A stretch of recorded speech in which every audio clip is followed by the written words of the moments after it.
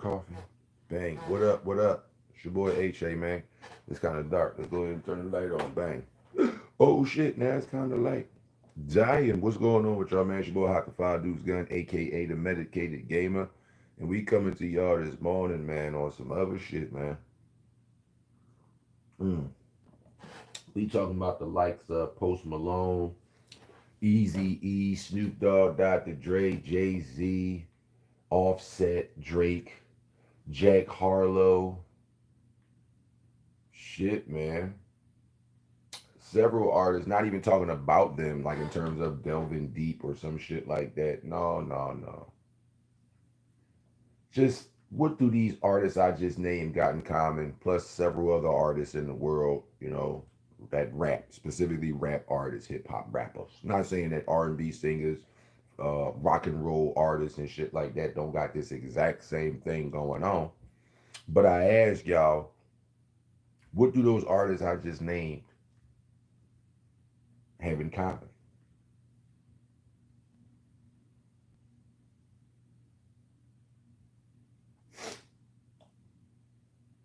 You know what it is? I was just waiting a couple seconds, just to build suspense and shit like that. So you got Drake, shit. You got some Post Malone, some Easy E, some Dr. Dre, some Snoop Dogg, Jay Z.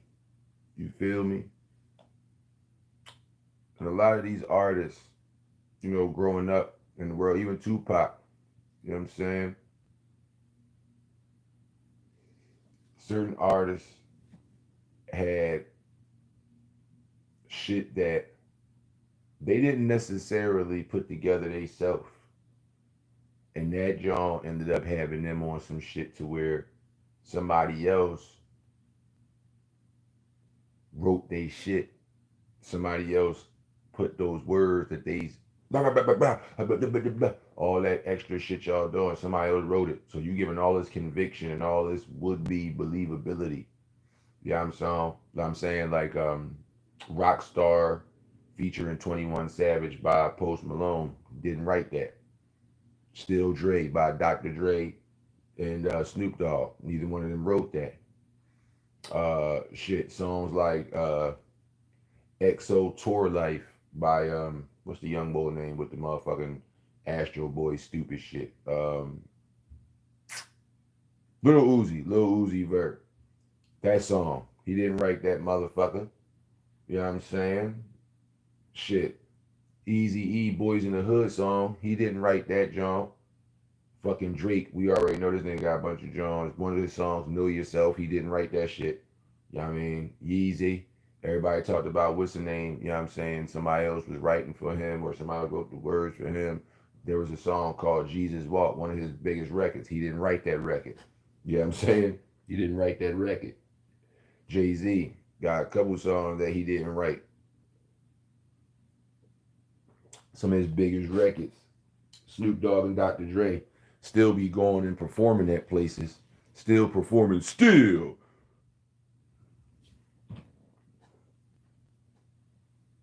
You know they didn't write that, right? You know they didn't write Still, right?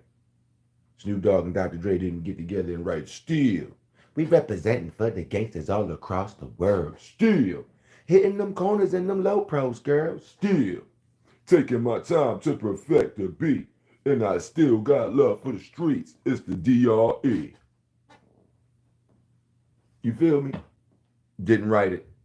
And what's crazy is a lot of these artists used to tell people shit growing up, like, all right, Will Smith putting out shit like Getting Jiggy with It. He didn't write Getting Jiggy with It. And you would think, well, Will Smith don't be rapping hardcore gangster and don't be saying tough guy, I'll kill you bars in his raps. So you would believe he did write that song Getting Jiggy with It because that's the type of music that he do. No, that's the music industry saying your voice, your vocal cadence and all that shit fit what we doing. So here go that song. He didn't even write that. So Getting Jiggy with It by Smithy Will. Still Dre out that joint. A couple songs by Rihanna was written by motherfucking Taylor Swift. You know what I'm saying? Like Taylor Swift wrote a few of her songs. She wrote a song for a bunch of these bitches out here. I ain't gonna lie to you. But y'all, fuck the singers though, because the singers never really came out in the 90s and shit, talk in the 80s talking about people that be biting They never came out talking about don't be saying other people's shit. The rappers made those proclamations. The rap artist was on Yo MTV Raps. The rap artist was on URL. I'm sorry, TRL.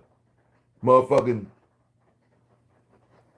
the rap artist that was on motherfucking BET 106 and Park. The motherfucking rap artists that made their way to what you call it? Shit, what you call it? Yo MTV Raps. You know what I'm saying?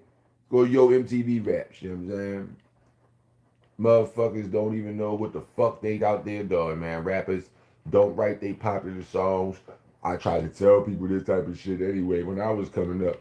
Like, dog, why do you think you hear these artists go on these interviews and when they get asked about the new album, how you feel, what you think of the new album, and they ask the artist who album it is, the artist be telling y'all, oh man, they feel so good because they finally got 100% creative control.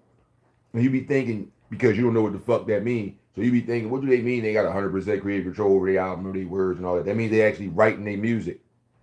They actually writing the words that you hearing them say on that record. That's what it means. A lot of you rap artists that get signed to major deals, especially y'all, this is predominantly for y'all. Y'all motherfuckers be having rap songs that's written by white boys, other African American motherfuckers who don't want to perform rap music, Asian motherfuckers, and y'all go perform that shit because they know that you fit that type of style, that mold, your voice fits that vocal cadence of that song or whatever. So the most hottest songs from any artist that you know and love came from somebody else. Especially if their first hit single was like a fucking record that the company put out, that whatever label did they get signed with, some ultra big ass conglomerate. Oh yeah, they definitely gonna be on that motherfucker getting their money worth. Like, excuse me, we invested $250,000, if not more, into some of you motherfuckers.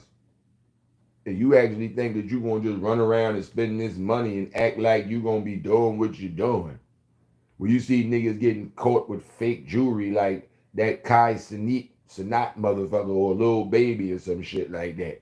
Niggas getting caught with fake jewelry like 6ix9ine out this bitch. You feel me? Niggas out here like the Migos wearing fake jewelry. You feel me?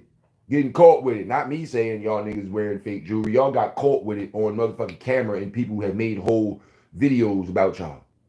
Niggas take their time to follow around celebrities to find out what they do, where they did it, how they copped it, where they get it, how much it costs. Do you fit it? Like, goddamn. Let these people just live, but fuck all that fake jewelry shit. That's just more of the fake ass imagery that we get, just like when these artists be spitting all these banging ass songs, and some of that shit don't be they motherfucking songs.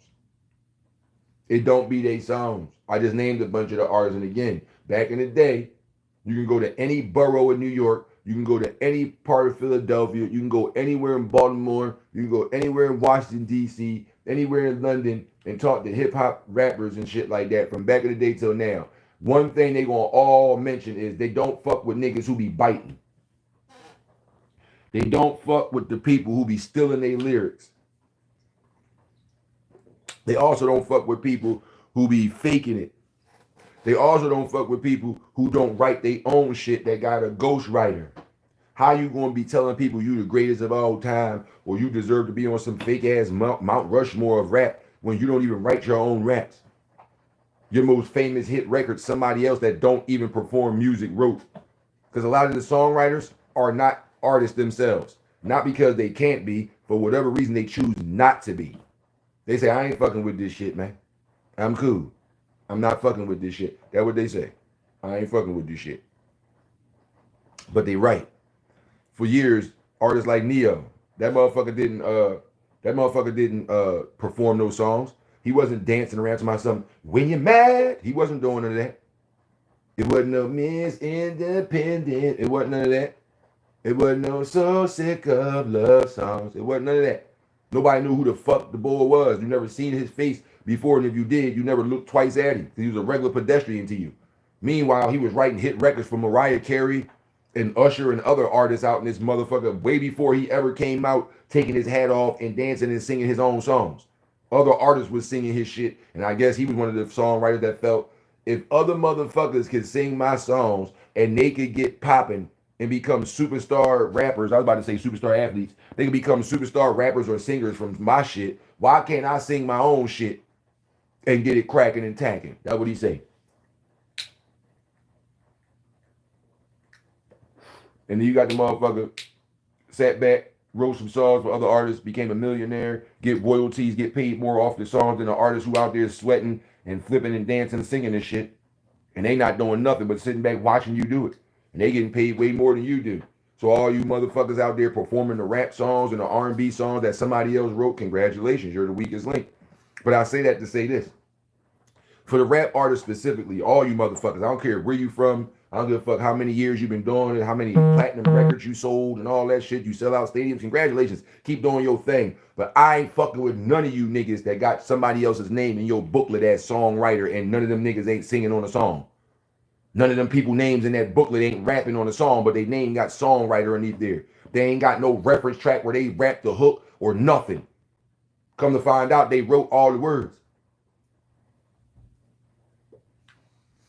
Come to find out, they wrote everything that y'all saying. So y'all on stage making mean faces and doing all this sweating and unbelievable dancing and yeah, and try to make people believe that that's y'all shit. You don't even believe that that's your shit, and you know it's not. But you on that stage singing your motherfucking heart out, rapping your motherfucking heart out. Now, by the way, for those of you who see my medical marijuana in my hand, I am a legitimate Pennsylvania medical marijuana patient, okay?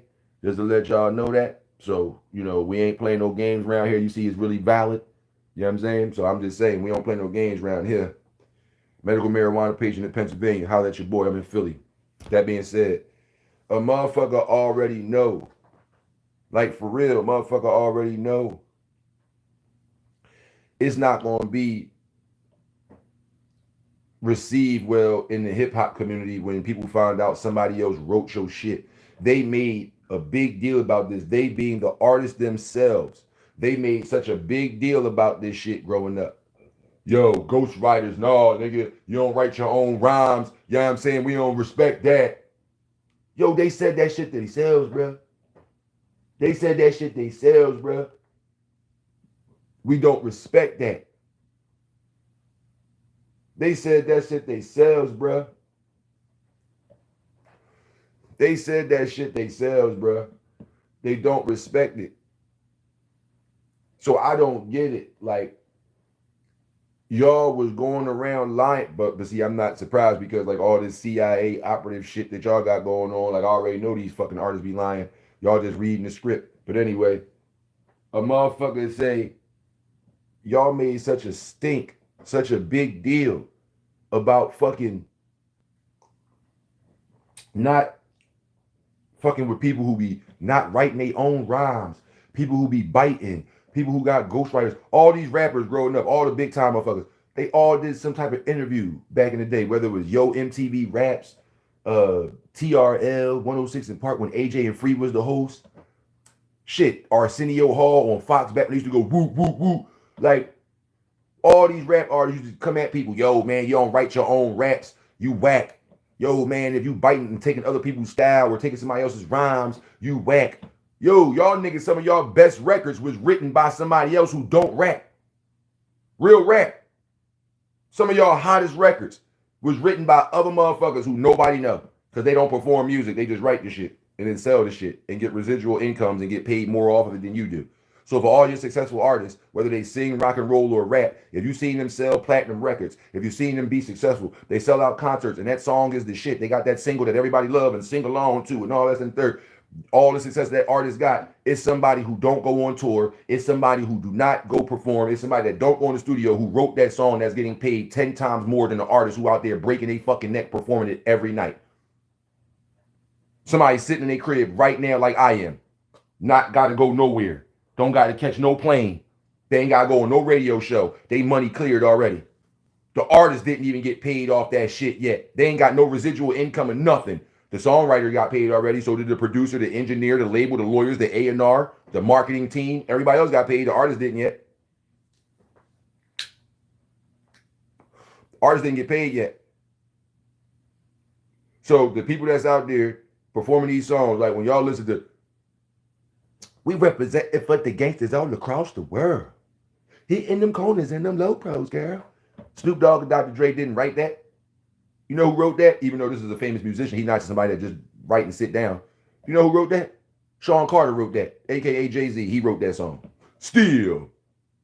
Jay-Z wrote that. Now, if you sit down, and if you got the book of the Chronic, and you open up and see that song, Still Dre, you can read, it says songwriters, produce, engineer, all that. It got every fucking real artist book that's in the fucking CD that you buy or in the record that you buy. It shows you, if you bought the real version, not the bootleg, it show you where every song was recorded.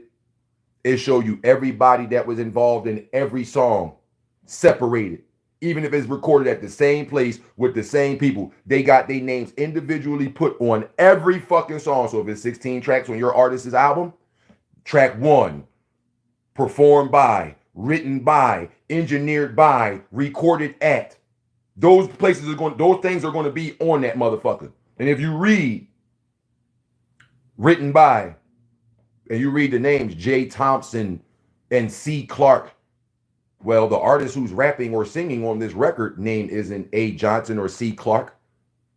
Who the fuck is these songwriters? And why isn't the nigga or the bitch who rapping name on the songwriter part? They don't even got their name on the songwriter part. It's other people who not even on the record name on the written by. Y'all ever watch a movie? And I'm pretty sure you did because y'all know what a movie is. Did you ever, I don't know, be in your house? Fuck the movie theater version. You ever be in your house because you're comfortable in your house and you ain't got to get up and leave when the movie go off? You can turn the channel. You can pop the DVD out. You can just have a conversation. You ain't got to get up and leave your living room when the movie is over. You ever sat in your crib and not doing it on purpose, but just looked up when the movie is over and the credits start scrolling up the screen telling you everybody that was in it, all the people that helped make it, all the people that filmed it, all the places they've been at around the world. Thank you to these people that helped us film it. Yo, you ever see right before the last credits, they show you all the songs that was in that movie that's on the soundtrack, and it says written by, and then it says performed by? How come both of those things aren't synonymous? How come they aren't one and the same? Because the artist that's up there singing or rapping, their name don't always be the name of the motherfucker that wrote it. Watch any movie, any fucking movie. I don't care what it is, as long as the movie got music in it. And every movie got some type of music in it, even if it's just like a instrumental of din, din, din. It's sad that somebody's about to pass away. Hear the thunder, hear the rain.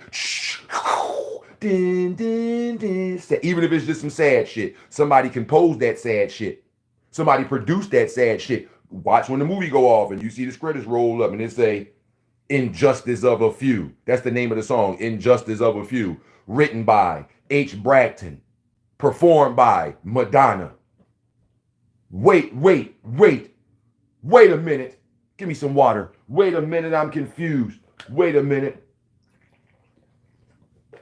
Wait. That song said, written by H. Bragton, performed by Madonna. What? And you mean to tell me I'm sitting in this goddamn audience for $375 for nosebleed seats singing this song? And Madonna didn't even fucking write it. And I'm like, oh yeah, Madonna, you killing it. Now I'm just using this as an example.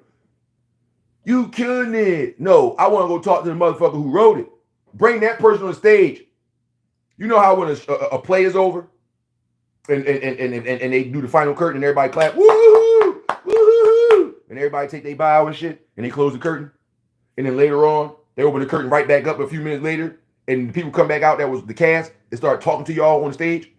And hey, we wanted to come out and pay homage to some of the people that helped put this show together that y'all didn't see. The behind the scenes people that helped us with putting the lighting up and the people that put the motherfucking decorations on the stage. We want to give it up to Miss Shelley, the people who was playing the piano in the back that y'all don't get to see, but y'all just hear the music. We want to give a shout out to Mr. Thurman who was playing the guitar. Y'all don't see it. You understand what I'm saying? They bring the people out. They show it. They show love to the motherfuckers that y'all don't see like that, right? How come the artists don't do that at the end of a fucking show when y'all do a live concert? Knowing damn well you on stage sweating and dancing and shit, performing a song you didn't even write. You get all this publicity. Your label market that song and put you on tour and put that shit up on a poster. This person is going to come and do these songs at this stadium. Get your tickets now. And more than 80% of the motherfucking songs is written by people that don't perform. And you not the motherfucker that wrote it. You ain't even write the hook. Your name not even on some of the songs in your own catalog. That's the crazy part. And y'all be out here dancing and bamming to this shit. How? Especially to the hardcore street gangster poppity pop, I'll kill you. I see all the money. I get all the honeys. I do all the street shit. Those motherfuckers right there. Especially those motherfuckers. How you out here talking all that crazy shit? You ain't even write that. I task anybody who watched this video to go listen to any rap song from the past, I don't know, 20 years from any artist. Then I need you to look up, seeing how I'm pretty sure you ain't got the CD, which means you ain't got the real booklet, which means you ain't going to see who wrote it and all that. I'm going to need you to use your phone and search on some type of search engine that's not Google. I'm going to need you to look up, number one, whatever that artist that you listen to, look up what their real name is. Follow me.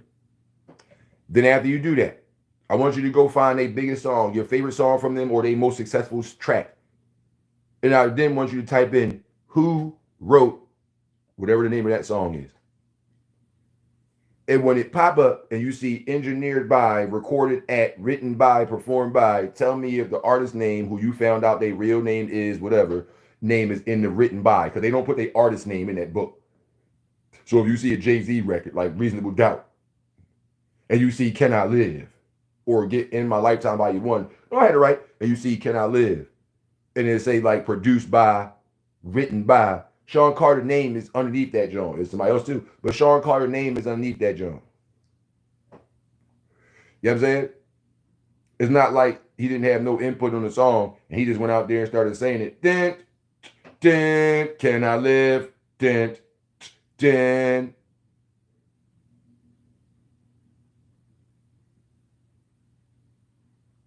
Y'all don't understand that. I don't understand, should I say.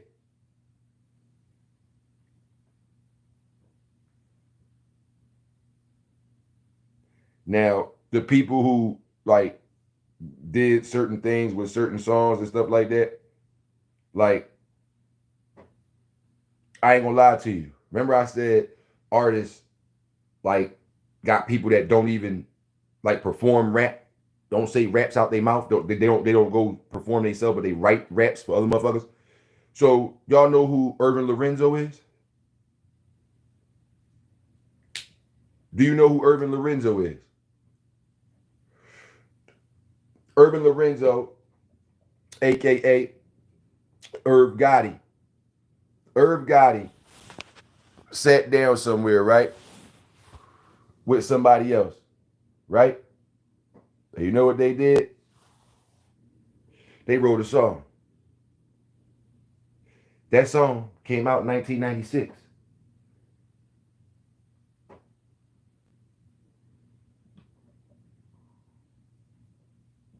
Now, I'm pretty sure Irv Gotti probably ain't got nothing but the four words, the talking. Like, we welcome you to Rockefeller Records or whatever like that, when the song be coming on and they be talking in the beginning and shit. They be like, yeah, it's Rockefeller. We invite you to something epic, you know. We out here hustling, you know what I'm saying? We hustle out of a sense of hopelessness. Like the talking shit, right? I don't know if he got any real like rhyme bars in there, but that song was written by Jay-Z and Irvin Lorenzo. But you see how Jay-Z name is actually in there? Like if you look and see written by, you're going to see Irvin Lorenzo, Sean Carter, or in the original booklets, some of them didn't put the first whole name. They would put the first initial with a period at the end and then their last name. So you would see like I. Lorenzo, S. Carter. You understand what I'm saying?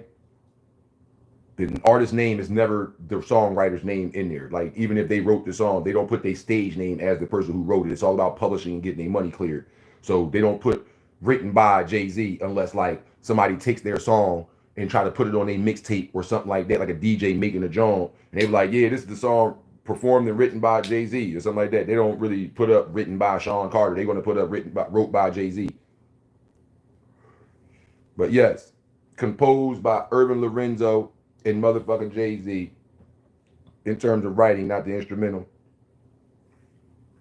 And everybody fuck with that song, right? Bent, can I live? Bent, everybody fuck with that joint, right? All right. Some of y'all hottest records. What that say? At 9 o'clock, you gonna go? Oh, all right. Anyway, no disrespect, but at the end of the day, y'all made such a big stink. Y'all being the rap artists of the world. Y'all been on so many radio interviews where you can only be heard, not seen. You've been on many shows where you can be seen, not heard. And at the end of the day, you've been on both. Ones you can be seen and heard. And the closed captions even said it, or you said it out your own mouth. Y'all don't respect people that don't write their own music, people who be biting, people who got ghostwriters. All right, well, some of y'all was a part of all three of those. Y'all performing songs that y'all didn't write. Y'all be taking lyrics from other artists. You know what I'm saying? And motherfuckers be having other people ghostwrite their shit. So you did all three. You had motherfuckers ghostwrite your shit. You spitting lyrics that you didn't write. And you got motherfuckers on the opposite side of the game, like, you biting, you got ghostwriters, and you spitting shit that's not yours. You did all three things. You bit by taking somebody else's lyrics and then try to make an excuse for it. Oh, I could do it because it's cool because we was friends. No, you can't do it, nigga. Ain't no excuse. Ain't no excuse for that. Nobody didn't say, oh, no, we can't be biting and taking other people's rhymes unless we was friends with them. Or unless we tell people we was friends with them and shit like that. If they passed away and y'all didn't know yet. Oh, yeah, we was always friends, so I could say one of their lines. I say a big verse, I'm only bigging up my brother. What you mean you say a big verse, you only bigging up your brother? If I say a big verse, I'm only bigging up Big. Because I'm not rapping Biggie Smalls lyrics on my song. I'm listening to one of Biggie Smalls, a.k.a. Christopher Wallace, the Notorious B.I.G. tracks, and I'm rapping along with it. I'm in that bitch about something B.I.G. P.O.P.P.A. No info for the DEA. Federal agents mad because of flagrant tap myself and the phone in the basement. Huh. You feel me? I'm saying that with Biggie. The song is on. I'm listening to Biggie Smalls. So I'm not putting a beat on and then putting my headphones on. And then at some point of my song, I say B.I.G. P.O.P.P.A. Bro, you biting. You still in Notorious B.I.G. verse. They ain't no, I'm only saying this verse because I'm bigging up my brother. That's biting. Niggas then went on interviews since 1989, 92, 95, talking about, yo, man, we don't respect artists who don't come with their own rhymes. Niggas who be writing somebody else's raps. Niggas who be spitting somebody else's shit. You don't live it. Now, all of a sudden, y'all guys, I've been reading the booklets of these CDs since CDs and tapes was out. And when you open that booklet up and see the name of a song, that shit tell you where it was recorded, who engineered it, who wrote it. Some of y'all artists didn't even write y'all shit. Y'all be on stage compassionate, trying to make people believe it, and you sweating and saying these words that's not even yours. Some of y'all songs didn't even get wrote by y'all.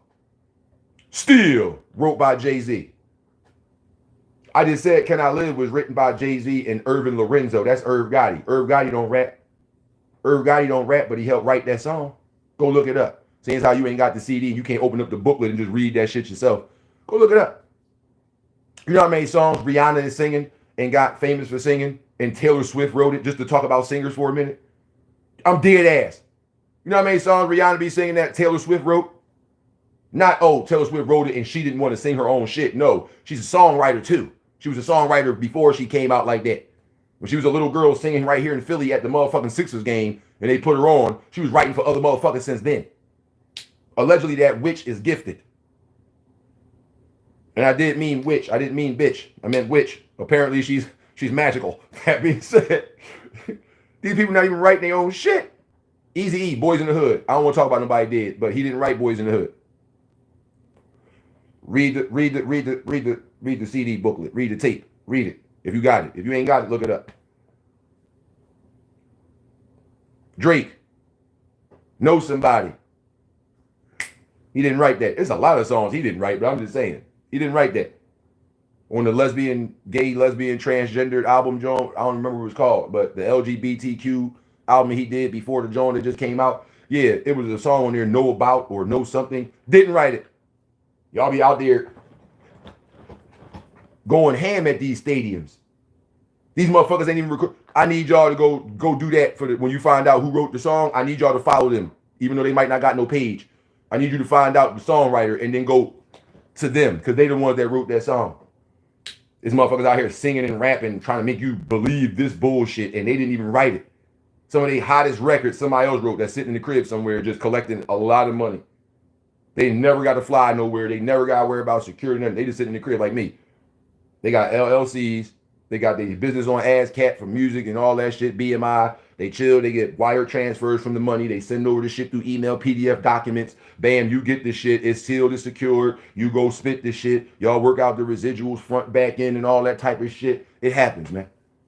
And some of your favorite artists that y'all went out here breaking y'all neck for, fucking up y'all kids' prom, paying all this extra money for stupid-ass front row tickets instead of letting them go on the real graduation. Y'all did that for artists who didn't even write the song that y'all out here dancing to and shit. And the artists themselves, fuck me, the artists themselves, all these years, especially the rappers, oh man, we don't respect guys who don't write their own lyrics. We don't respect guys who bite and taking other people's lyrics. We don't respect people who got ghostwriters. All right, well, if y'all look at y'all own CD discographies and look at some of the songs that y'all performed that was y'all songs, not a freestyle to an industry beat, how come y'all name not on the song and there's other people name? Who the fuck is R. Thompson? Who the fuck is Jay Cook? Who the fuck is these people? Who the fuck is John Ingram? Who are these people? That's not your name. None of these names are the real artist name. Y'all know y'all artist name and what they really is. And if not, you got the internet nowadays. You can look anything the fuck up. That's not their name. So you're not even the writer at all on the song. You're not even a contributing artist for writing what you saying out your mouth. But you want to stay telling people what it is. And this is the song. And this is the... Man, if you don't get the fuck out of here. All these years, y'all niggas was supposed to be hardcore gangsters showing your ass on some prison gay shit. Talking about something as gangster. Telling motherfuckers, oh, people that spit somebody else's lyrics is whack. Saying if you bite somebody's lyrics, saying something that somebody else said, you whack. Saying if you took somebody else's shit, you whack. If somebody else got to write the shit that you saying, you whack. Well, y'all motherfuckers hit records somebody else wrote. Y'all be putting other people's words in y'all verses talking about something. If I say it, I'm only showing love to that person. No, you're lazy and you're stealing their motherfucking work. You're trying to prosper off their intellectual property. That's what you're doing. Not know if I say a big verse, I'm only bigging up my brother. No, you're supposed to be one of the hottest artists. Why are you taking whole verses from somebody deceased? Why? You ain't bigging them up. You know how you big them up? If you was at the crib and y'all listening to Sirius or whatever type of radio y'all listen to when the music just playing and y'all just chilling with the family. And then all of a sudden some Notorious B.I.G. shit come on. They're like, oh, ladies and gentlemen, Throwback Thursday, B.I.G. Hypnotized. Next up on whatever the fuck this station is. Soon as that shit come on, barrel on. That's how you show homage. You don't turn it off. And then you sing along with it because everybody that was growing up with your ass probably remember, sicker than your average, Papa Twist, cabbage, or instinct. Niggas don't think shit stink, pink gators. My Detroit players. Them to my hooligans in Brooklyn. Damn right. If the head right, Biggie dead. That's what you do. That's paying homage right there. That's paying homage because you singing along to the song with the nigga who dead and you playing it. Not you supposed to be a recording artist and you wrote and you the hottest of all time and then you just take a whole verse from that nigga and spit his verse on your new song. What the fuck? What you doing? Oh no, I'm just showing love. No, you're not. Just say his name. Yo, big ups to my nigga. That's it. That's how you show love. Not steal his whole verse and make money off of it and this nigga dead. Did you give any of that money to his mom and his kids? No, you didn't. No, you didn't. Say that part. Say that part. Don't give me no bullshit. Gave every proceed off every ticket. So when I was out on the road, that's how you judge bull. I ain't gonna say that because you ain't no God, nigga. That being said, I don't want to hear these fake ass publicity stunts. Tell motherfuckers you was showing love. I just showed love to big daughter by giving her the money from the order that I did when I spit that man words. Do that. Say something like that. Say something like that. I gave all the proceeds of that verse I spit from Biggie on that song that y'all bought and it made me platinum. I gave all the proceeds to his daughter and his mom. And all. Say that. You didn't do that. You didn't do that. I don't want to hear about no had Oprah in the project drinking water. Fuck that bitch. And fuck you too, nigga. Fuck you talking about. I don't give a fuck about no Oprah drinking no fucking spring water in Brooklyn. Fuck is you talking about, nigga? I be over in Far Rockaway in Queens with my cousins and shit like that. Rest in peace to Stack Bundles. I be over there and shit. I don't know what you talking about. Y'all motherfuckers get on my nerves. And there's so many artists that y'all be out here going ham for. And I'm just thinking about the motherfuckers from back in the day. What the fuck? No wonder why music's so trash now. It's been for like 20 years. Because all these young boys, that's like the new good girls and good guys in music, the people that got the music, they famous right now. Who the fuck writing that bullshit for them? Nobody. Nobody. Nobody. Listen to the difference of songs from back in the day, even the gangster shit, the fake gangsters. Listen to that fake gangster shit from back in the day, and then listen to the fake gangster shit now. Who is writing their words? Nobody. They write that shit themselves. Them and all them dumbass niggas that be in the background of their videos with bandanas holding guns. All them sitting in the house saying, say this, say that. Bust on my op, bust on the pop, smoke on the block, how about the top, how about the... Shut the fuck up. That shit trash. I'm 40 years old. That shit is trash. I can't hear it. Can't listen to it. In 20 years, none of that shit gonna be on a radio station about some Throwback Thursday. Little Baby. Or Da Baby. Bop. I need some shit with some bop in it. We ain't gonna hear that shit in 20 years. There's no classic throwback. We ain't gonna hear no my pussy stink and my booty brown. We ain't gonna hear none of that shit. There ain't no classics. That shit fucking up society.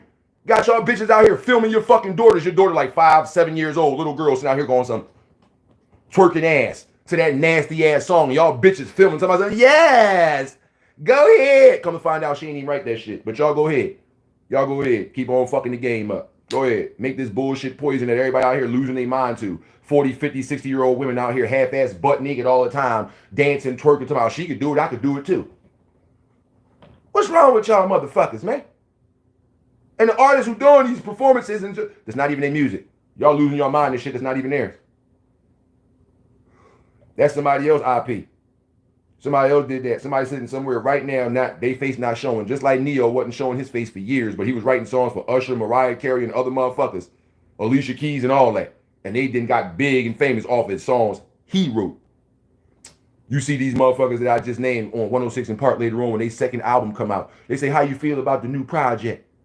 Oh man, I feel great. I finally got 100% creative control. You know what them artists are saying to you? That they finally can write their own music. They're not singing or rapping songs that the people who signed them say, you fit this fucking criteria. Here go these songs from these artists. Sing that or rap that shit for the first album. We got to get this money back we invested in you. Come on. This ain't the street. This ain't independent, baby. We need that money back. Come on. We gave you $250,000. What you think, you about to go buy a Bentley or something? Come on, get this music. Let's go. Go ahead. You can put yourself in the hole. You ain't going to be able to bring no more music out. You're going to be stuck, but go ahead. We're going to get you. We're going to get you. You sound like this. Here. You sound like Lena Horne. We got these 5 motherfuckers that wrote songs. Your voice sound like this here. They said it fits you right here. We got producer 7 in the studio right now. He's going to let you know how it's going to go. We got the vocal coach over there. Come on, we're going to get you right. I know what I'm talking about, folks. I'm a producer.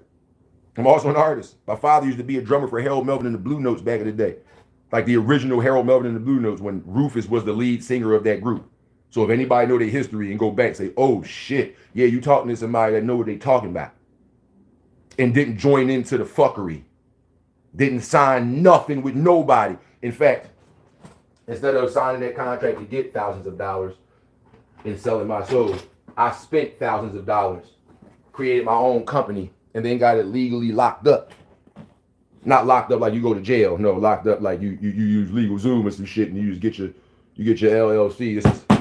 This bitch right here with like 17 different things that I had to pay for what my company does, not just music production and shit like that. So you got to pay like you weigh.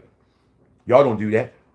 You trying your best to get the attention of the world and go viral so you can get signed with somebody else's company. Do you realize you're going to be in debt for the rest of your life? Do you realize all the dreams and hope that you have ain't going to be able to get accomplished like a politician? Because when you first come in there, how you sound, how you look, other artists, or I'm sorry, producers and label people that own shit that put you on, oh, you fit this is why we signed you. You fit the mold. You fit the criteria. Here, say these words. Here go the song right here. What's this song called? You Don't Know My Name. Now, this person in here is going to tell you how they want you to deliver the vocals. I'll be back in about an hour or so. Check when you make sure everything's all right. All right? All right. And they leave. And they come back. And you went into my son, You don't know my name. Round and round we go. That's not even your music. It's not even your music. But some of the artists, especially the rappers, for decades, literally 89, 90, 91, 92, 93, 94, 95, 96, 97, 98, 99, 2000, 2001, 2002, 2003, 2004, all the way up. Rap artists, niggas who be biting, them niggas is whack. If you don't write your own shit, you whack. If you saying other people's lines in your bars, you biting, you whack. Can y'all please put on some of y'all music and then listen to some of the music you own from these people? Can you turn on your Pandora or your Spotify or your Apple and listen to some of the songs that you got on your list? And then like when you click the song, see if they show you the credits, like who wrote it, where it was engineered at and all that, and tell me the artist that you listening to rap or sing that shit wrote that song. Tell me their name is anywhere near songwriter. They damn sure ain't the engineer or the producer. That's why they don't own their masters. Oh, y'all don't know that? Peep this, small piece of advice. Masters, you don't own them. You want to know how you don't? Anybody that paid for the studio session, the engineer, producer, anybody paid for that, that's who owned the master. All you artists that got signed to labels, and you might have wrote some of your songs, you like wrote like a verse and somebody else wrote the hook or the melody, and you just wrote the verses. Hey, this is for you. No perpetuity. Do you know what that word means? All y'all motherfuckers went in that studio and they signed y'all up for the first time. Your first single they gonna put on the radio, the first single they gonna make a video out of and promote the album that's about to come out that song is a part of. You didn't write that. You think they let you come into their shit? They signed you to a deal, put some money in your pocket, signed you to a however many album deal. You get this much percentage, blah, blah, blah, blah. Nowadays, you get 360 deals, but let's act like this ain't a 360 deal. They signed you. You got something, a look, a sound. They said, we can market this. They market it. How are you going to go in there and tell them, I'm going to do this. I'm going to say these words. I'm going to write this song and put it on the album. And the album going to be called Birds Fly High. How you get to go in there and tell them that? You don't. That's why them artists get interviewed talking about on a second album, what they call their sophomore album. When they get interviewed, they say, I'm happy I finally got creative control.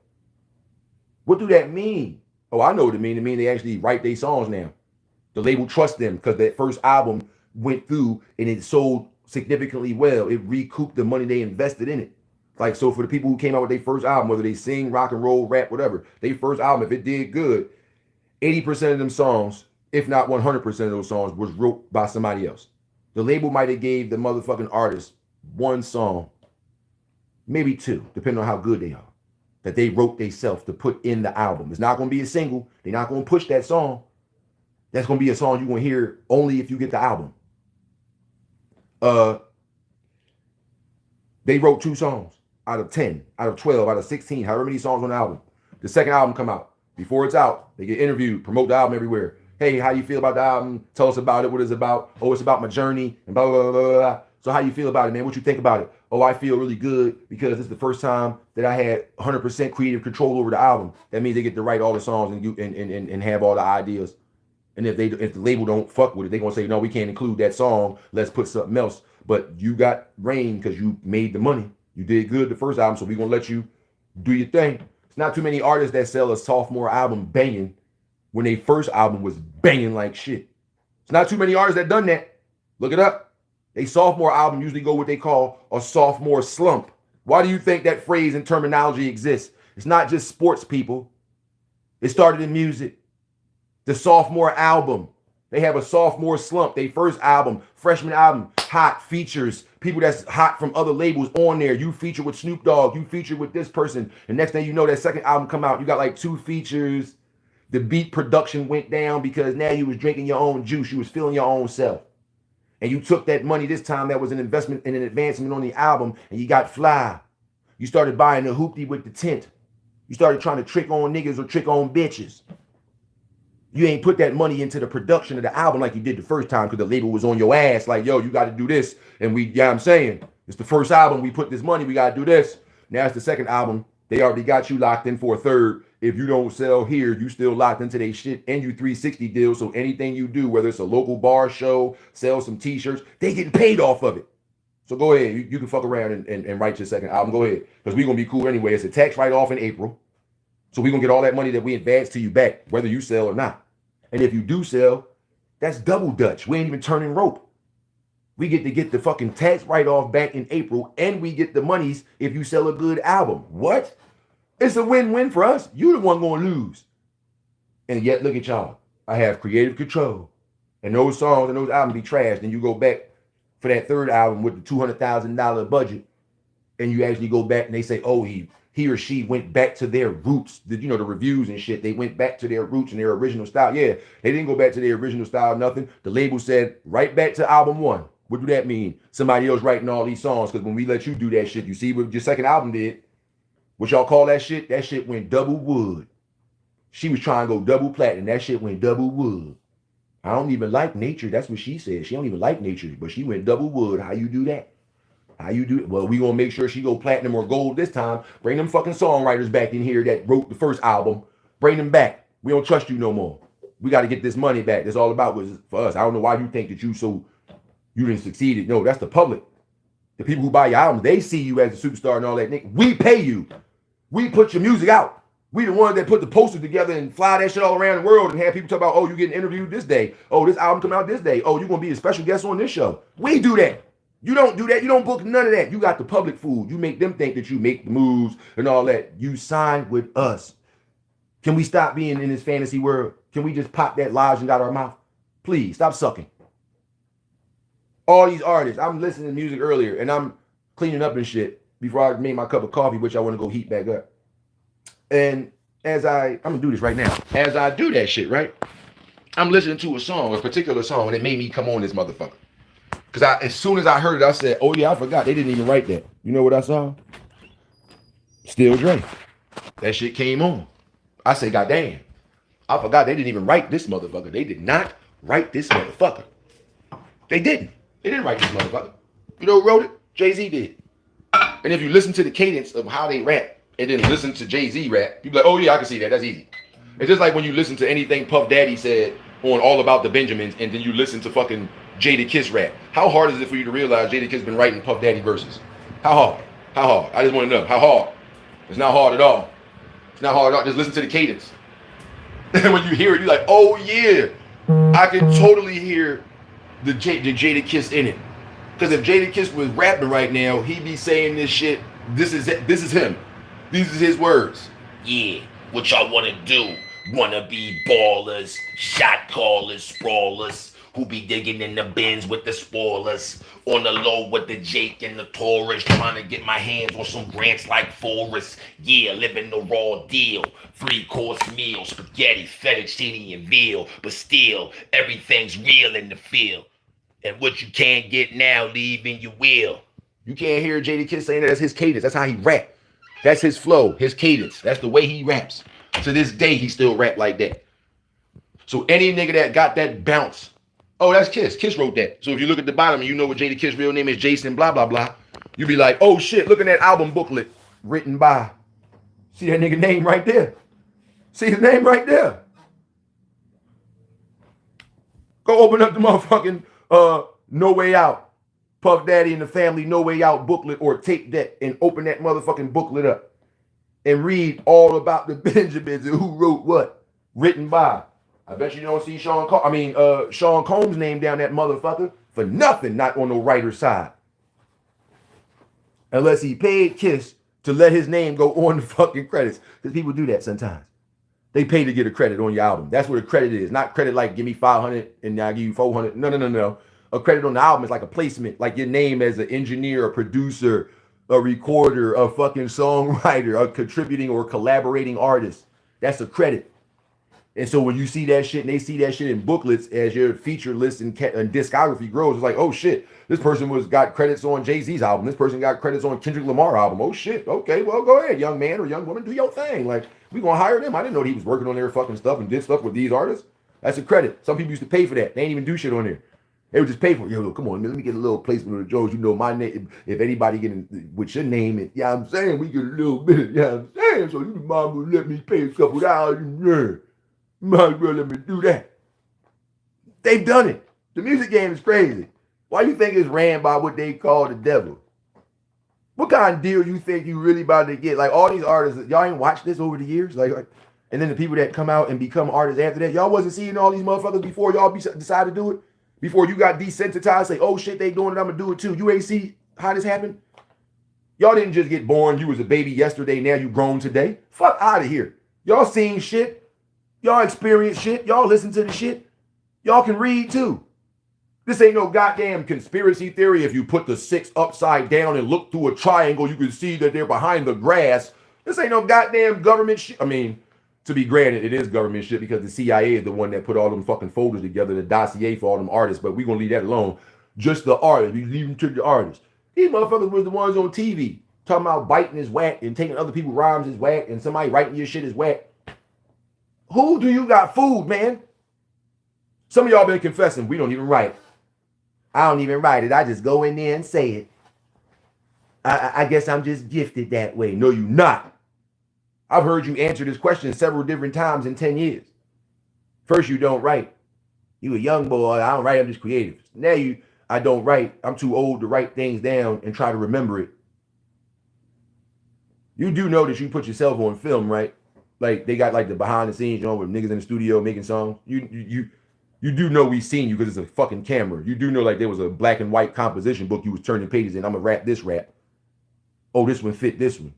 With BG, you forgot y'all recorded that? Jay-Z, you say you don't write it, you recite it. You're right, you memorize it in your head. Anybody get Fade to Black? Well, for those of you who are fans of Jay-Z, you bought the Fade to Black for $21.99, not $17.99. You got the version that came with a DVD. And it showed him in the studio with Timbaland and Pharrell, showed him recording the album, going different places, performing it on tour and talking about it. Did y'all see him keep on saying the same 4 bars over and over again? And then remember it, punch that in, and then listen to those 4 bars, and then try to memorize some more stuff, say some shit over and over and over again, then put it with that? That's writing. You're doing it in your head.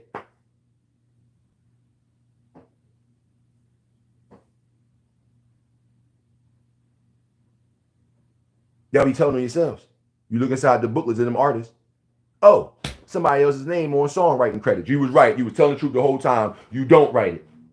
You right. I'm so sorry. I apologize. I don't know why I didn't believe you. I do not know why I didn't believe you. I have no idea. And then I start reading. You know, even reading vinyl records, because my mom had so many records. You know, even reading vinyl records, they got the credits. Who wrote what, where it was produced, where it was recorded.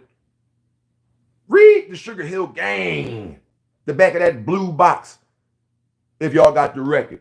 That sky blue Carolina box with the little colorful snake tube going all on there. So I can't believe I still remember the fucking album cover like that vivid. That was fucking 1987. I was 4 years old when I first saw that bitch. Anyway. Look at that album, man. Look at the names of some of them songs. Who wrote it? Look at the fucking Grandmaster Flash and the Furious 5 song, The Message. None of them niggas wrote that shit. Rest in peace, bro. The boy that wrote it, damn, what's your name, man? He passed away and they didn't even give this nigga no love. They ain't show this nigga no love when they got inducted to the Hall of Fame. They ain't say this nigga name. What's his name? Something Dukes or something like that. What's his fucking name, man? I'm so sorry. I apologize, sir. This man wrote that motherfucking song, and the only motherfucker, this is why Grandmaster Flash and all them niggas didn't want to do the song. They didn't want nothing to do with it. If y'all really go do your research and listen to them niggas talk themselves, they didn't want nothing to do it. And they'll tell you why, but it's no secret. Here go the reason why. Because they didn't write it. And they didn't feel fucking cool sitting there lip syncing. They didn't even record their own verses, man. They didn't even record, say they voice with the words that he wrote. That's that man, the dead man now, who wrote the song. He is rapping the whole way, and all the rest of them niggas besides Melly Mel is fucking lip syncing, rapping some shit. They not even rapping.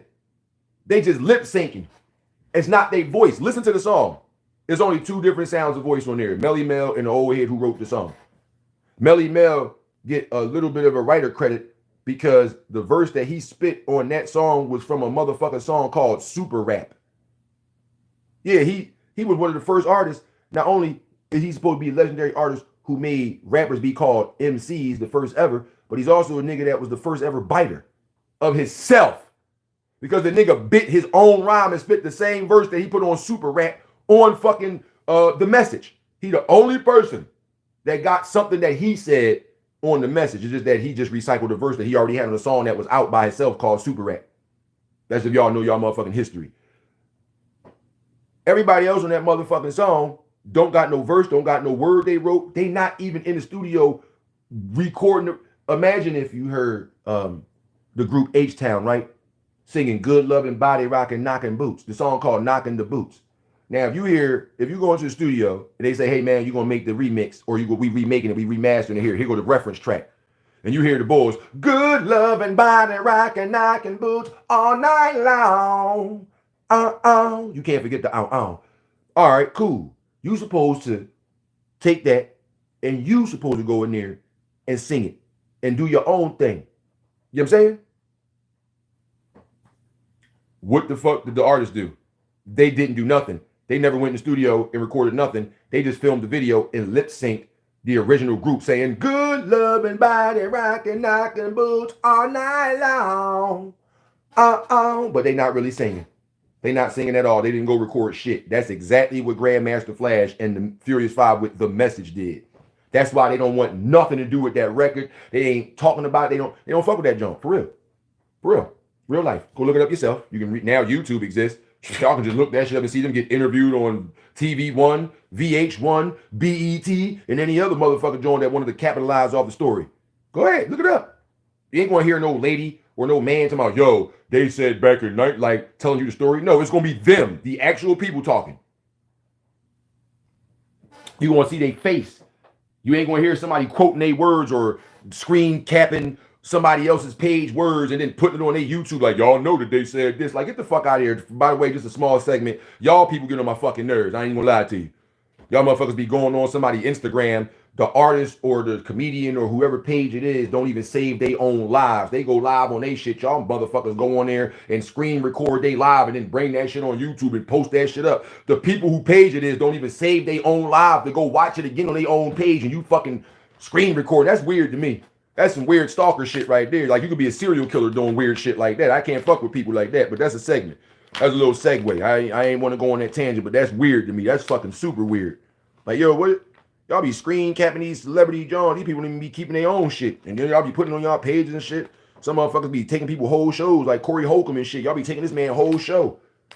And then editing it so his curse words don't be in there so you can try to monetize his fucking show. Y'all crazy. Look. The bootlegging continues. The artist started it. They were stealing people's music. And they had other people writing for them. They didn't know. And then they got famous and made money. Now they pay motherfuckers to write for them. It used to be the label make you perform songs that other people wrote because you just got signed.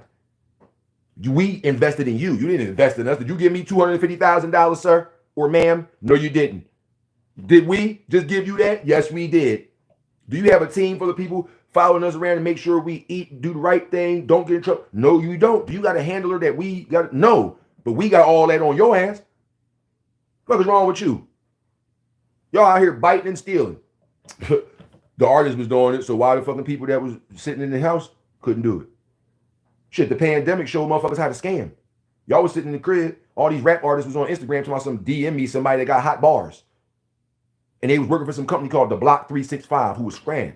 They was giving y'all motherfuckers we'll put your song on SoundCloud on a 50 list mixtape and you got to pay $750. Your favorite artists or comedians was sending you inboxes. Yo, what's up? I heard your music. Listen, girl, you got talent. Listen, my nigga, you got it. Let's get this thing working. I got this mixtape. And they give you this fake ass cover with their face on the front and they say some words, who got bars, volume 25 or some shit. And they talking about send me $1,000 right now on Cash App. If you ain't got $1,000, tell me what you working with. And I've literally, not only do I got the inboxes myself from all these different artists and people around the world that done it, but all these other people that I know have had these inboxes sent to them, and a bunch of strangers that I never met in my life from different parts of the world had this exact same thing going on. Some people actually paid because they like Jada Kiss and all these other rappers who was on that shit. They like Conceited Battle Rapper. They like DC Young Fly Comedian. They like the stripper bald head bitch Amber Rose. Why are you talking about hosting mixtapes and putting people on some SoundCloud? Why are y'all paying money to go on SoundCloud?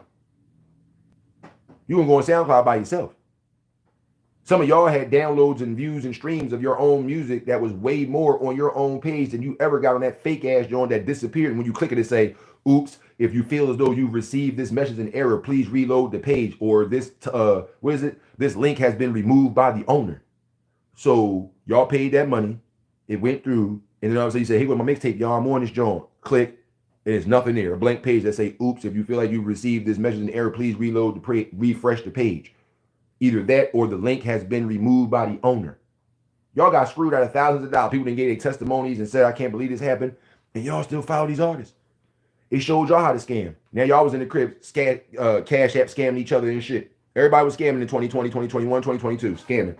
Some of y'all still doing it. Somebody I got hacked. No, you didn't. You gave your motherfucking email and password up voluntarily, thought you was gonna get that money they talked about, and then they turned your page to a cryptocurrency share page.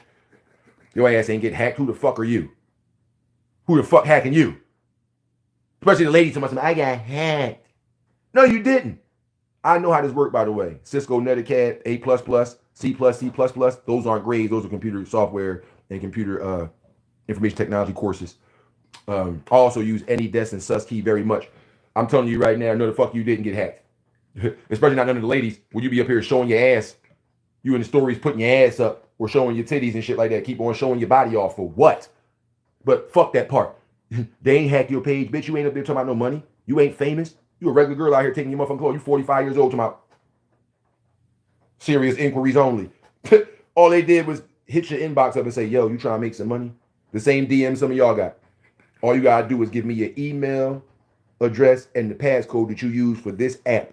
For you on Snapchat or you on Instagram. Just give me your sign-in password and your motherfucking email that you signed into this. And when I get it, I'm gonna send you the Cash App. They send you a picture showing your name. Is this you? Show your Cash App picture. This you? This is really you? Okay, I'm about to send the 15,000 now. And then you out your own page. Talking about I got hacked. No, you voluntarily gave your shit up because you was hoping on the prayer that shit was real. You believed in the scam. The same way some of our fans be out here believing in these artists out on these stages talking all that dumb shit. And y'all pay tickets. Some of y'all be paying hundreds of thousands of dollars a year to be going to these places. Some of y'all be following the motherfucking artists. This smells delicious. What's this? Tri-State Black Banana. That shit smells good. But some of y'all be spending thousands of dollars, got an RV. Y'all be going and following these fucking artists all around through their world tours and shit like that. And they fake. And y'all know it. Well, I ain't telling nobody to be fake, but how come you can't just go get a song and somebody write your shit and you go ahead and just rock and roll? How come? Fuck this, man.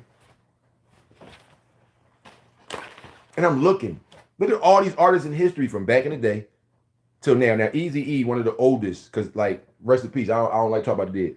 But Eazy-E, one of the oldest, like, from the 80s. And then you move forward. So it's like from Eazy-E, I'm not saying to stop here, but, like, from Eazy-E to, like, Post Malone. Every artist from there to there got people writing the hottest shit. Whether it's songwriters that don't perform the music, they just write it, or whether it's they also write and they perform. Now, in the case of Neo was a songwriter way before he ever performed any of his own music. He put a lot of people on, and a lot of their hits he wrote. As I mentioned, Mariah Carey, Usher, Alicia Keys, to name three of the most prominent that he wrote for. I believe he wrote song for Rihanna too off the Umbrella album. I keep forgetting what A Good Girl Turned Bad or Island Girl, whichever the name of was it. Island Girl she did in Barbados. A Good Girl Going Bad she did when she came to the United States and Jay-Z and them stole her ass and put her on Def Jam Records and shit like that. That album, he wrote shit for. I'm telling you, man. I ain't taking nothing away from none of these artists, but y'all better stop talking that shit and scrounging your face up like you the hottest when somebody say some shit when you ain't even rapping your own shit. Want to act like you tough. Want to act like you the hottest ever. I'm one of the greatest of all time. How? Some of your fucking hottest records got wrote by somebody else. I would be embarrassed if one of my hottest songs was co-wrote by Irv Gotti. Can I live? Ben. I'm just saying.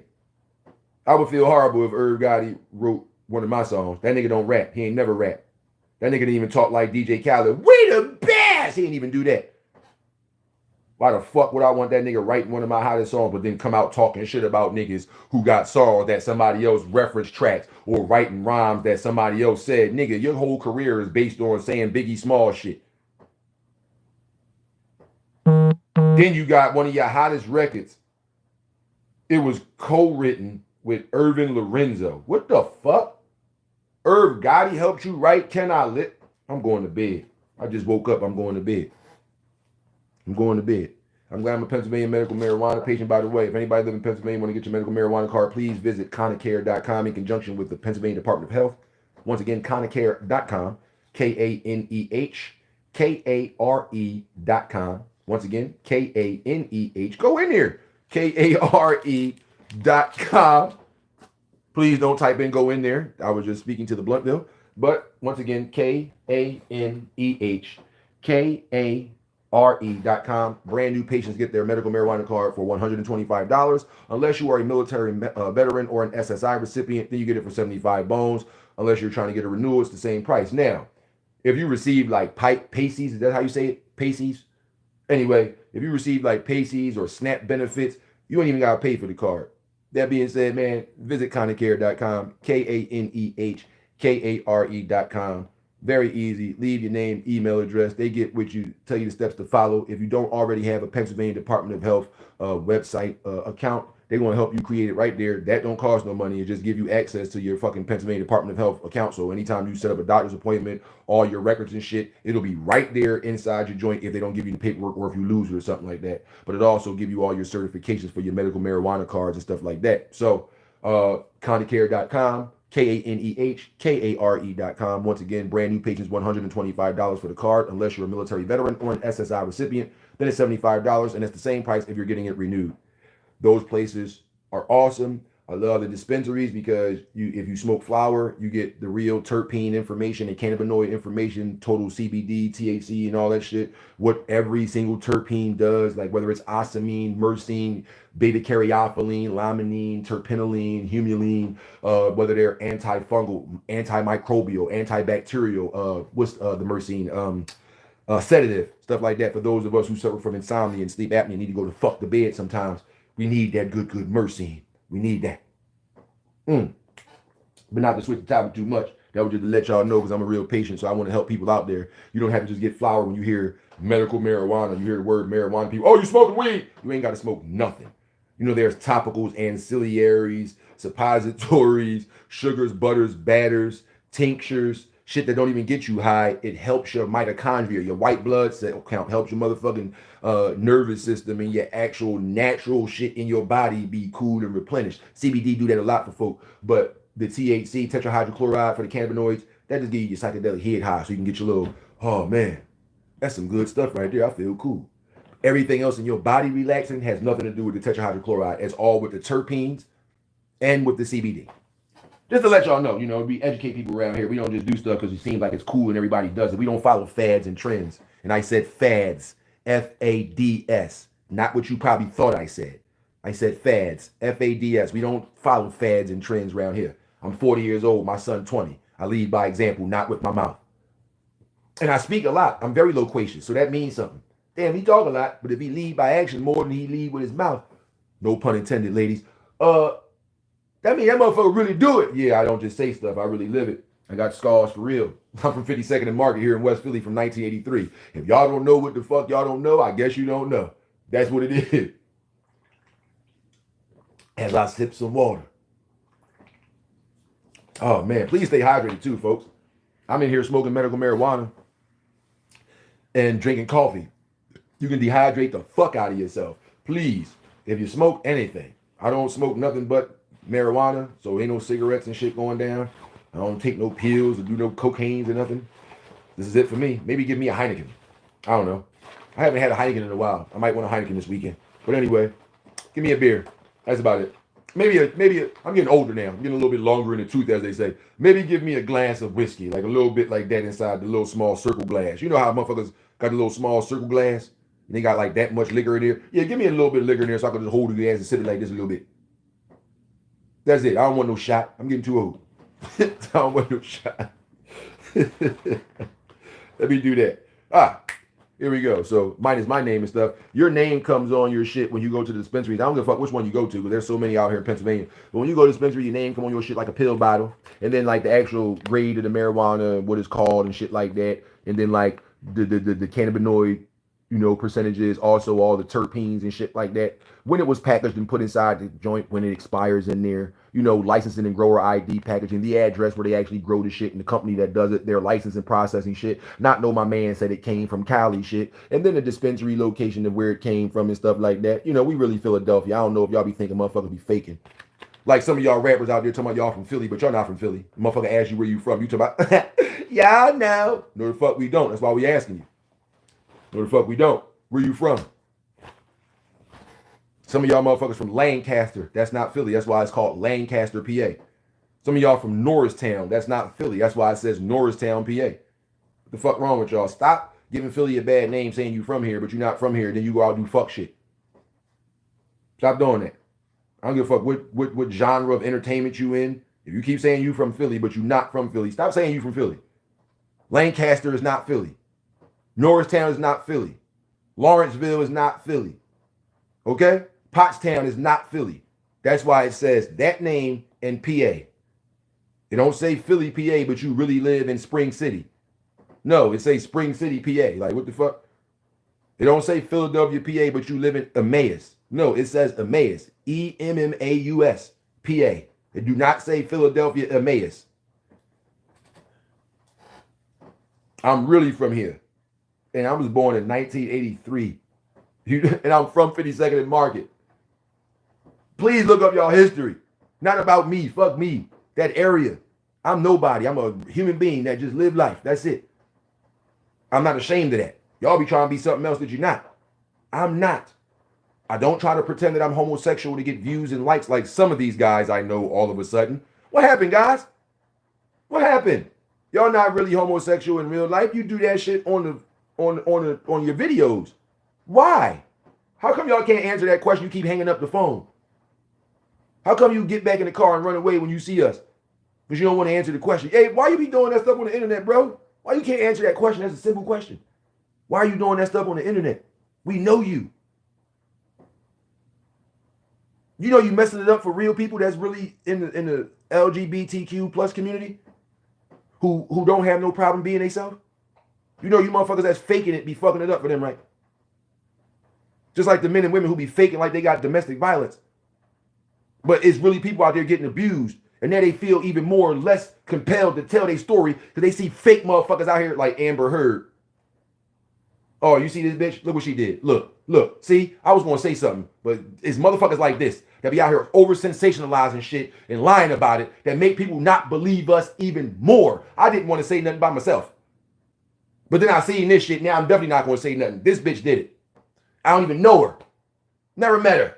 She ain't did nothing to me. I just hear her giving false testimony, then it's proven to be false. Through the preponderance of evidence of investigation, through testimony of other individuals, it was proven false. Do you know all the victims was rocking with that lady? And then all of a sudden they found out it was false. Do you know what y'all did to the men and women who actually suffer from emotional and physical domestic violence? You made them go back into their shell, so to speak. They were just coming out. It was about to feel strong to stand up and tell their story and get justice. And what y'all did, faked some shit up for the news and sensationalizing so you can be popular and stay in the media. Now look at these motherfuckers. Oh, let me go back in the house. You got people crying. And people out there, like, I watched videos of men and women who actually been victims of this shit. Breaking down in fucking tears. You can look them in the eye. You can look a person in their eyes, man. A person can squint. They can make it like this. They can do all this shit with their eyes. But you can't lie. You can see the truth in somebody's iris, man. You can see the truth in somebody's corneas. You can see it. Especially you ain't got to be no magician. You ain't got to do some extra shit and think on another plane and talk to an eagle that was a goat. No, you ain't got to do none of this fake ass weirdo shit. All you got to do is admit that you a regular person. You recognize. You can see it. You understand. It's common sense. Everybody see it. Don't be afraid to be yourself. That's all. And you can look somebody in the eyes. And if a man or a woman looking at you, talking to you, telling you what happened, and you can see that they don't want to. They don't want to be telling the motherfuckers this, but it's on their heart. And they also don't want to show this emotion that all of a sudden it's starting to come out. Their voice didn't break. Their voice is not like, I just want to. They trying to be strong, but you see that fucking tear in their eye. And it's coming.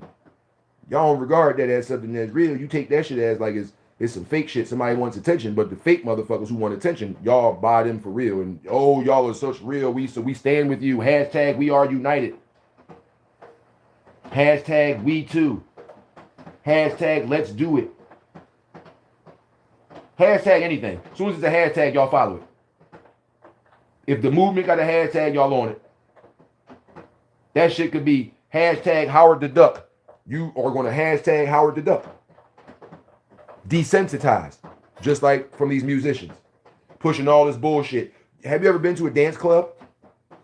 I didn't say a nightclub. I said a dance club. There's a vast difference. See, a nightclub, fuck the dance club now.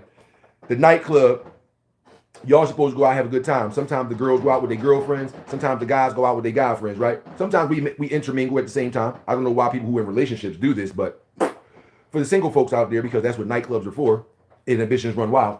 How y'all supposed to have a good time? Me too, because I've been out to clubs and shit like that. How are we supposed to be out there having a good time to have a drink or some type of food there and then know they play music? So we supposed to like have some drinks and dance, right? Because that's what we went there for, right? And if they sell food, get a little finger food or whatever, right? Okay. How are we in there to have a good time when the majority of the music we listening to is telling us to kill each other?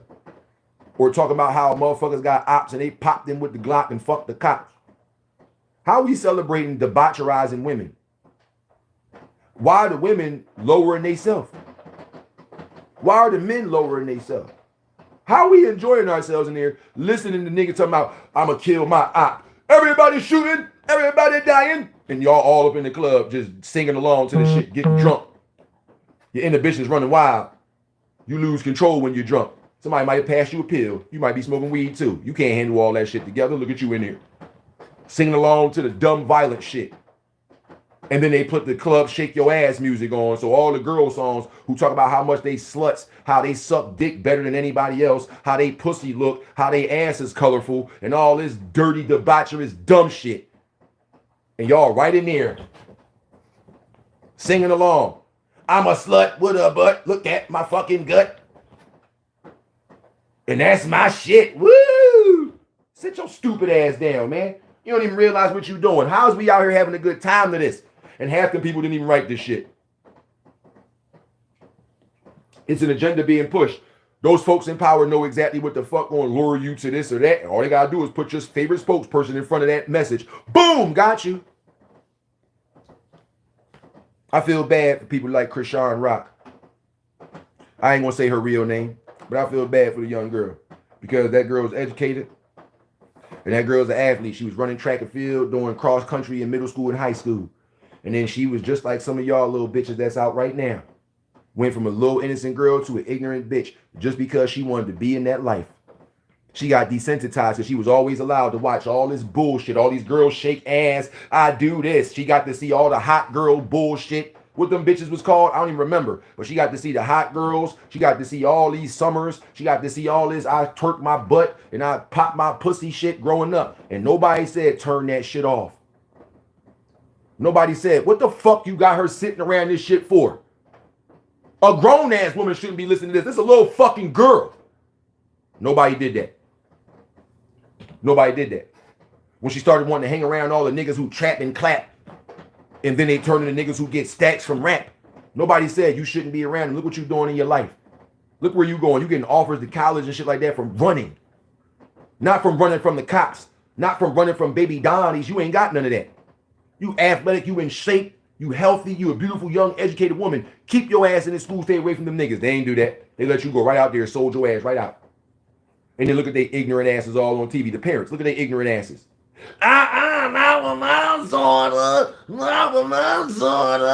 What the fuck? If you was my mom, I'd run away. I lived on my own since I was 14, by the way. I'm 40 years old. And I love my mom. She loved me and all that. But I lived on my own since I was 14. Nobody helped me pay no fucking bill. My name was always the name on the house, the apartment, the condo, or the room for rent that my stupid ass was in growing up. And I had to pay it. When I was homeless out in the streets, I was in the streets sleeping in L terminals with a fucking hoodie on of 69th Street Terminal by the Norristown joint. Did nobody bring me the fuck in? Did nobody give me no bread? I could have been out here knocking y'all over y'all fucking head, robbing y'all motherfuckers years ago. I'm from 52nd and Mark. You crazy. But I didn't do that. For some reason, the Lord kept my mind right. Said, nigga, you crazy. We ain't gonna let you go that way. You the straight student all your motherfucking life. Yeah, you did some crimes and you did your time and all that. But that's not what you live, nigga. Get your stupid ass over there. And I got my stupid ass right over there. I said, okay, my bad. Had to learn my lesson. Y'all need that comeuppance. Y'all had everything going for you. Nice ass home. You know where some of these people was raised at before they ever tried to be on some camera famous rapping, singing, booty shit? You know, their parents was successful as fuck. They live in gated communities and their parents wasn't no entertainers or strippers or fucking rappers. And you want to throw that chill life, don't got to worry about nothing but taking care of yours away to hit the street? What's out here? What's out in the street? What career got made in the street? What, you want to talk about a drug dealer?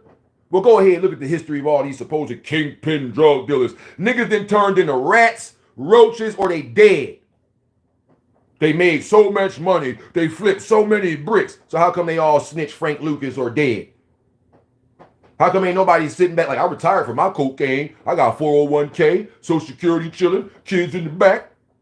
Anybody did that shit that supposedly through history was notorious for all these pounds of drugs and all that? What the fuck did they say they had to do? And where the fuck they at? They had to live on the run, living in the hole. Y'all got all this money and niggas be living in a dirty ass hole. Literally, because you can't be free. You can't even enjoy the fruits of your fucking labor because the police, Interpol, CIA, FBI, everybody wants your ass. So you got to live like Saddam Hussein got found in a dirty hole cave, but you sold 55 million pounds of cocaine in the last 20 years and got $9.4 billion worth of fucking equity in cash, and you can't do nothing with none of it but tell people shit. You can't be incognito, got all this money, can't even put no plastic shit on your face and go walk through the motherfucking Agrabah village to get some apples with Apu. You can't even do that.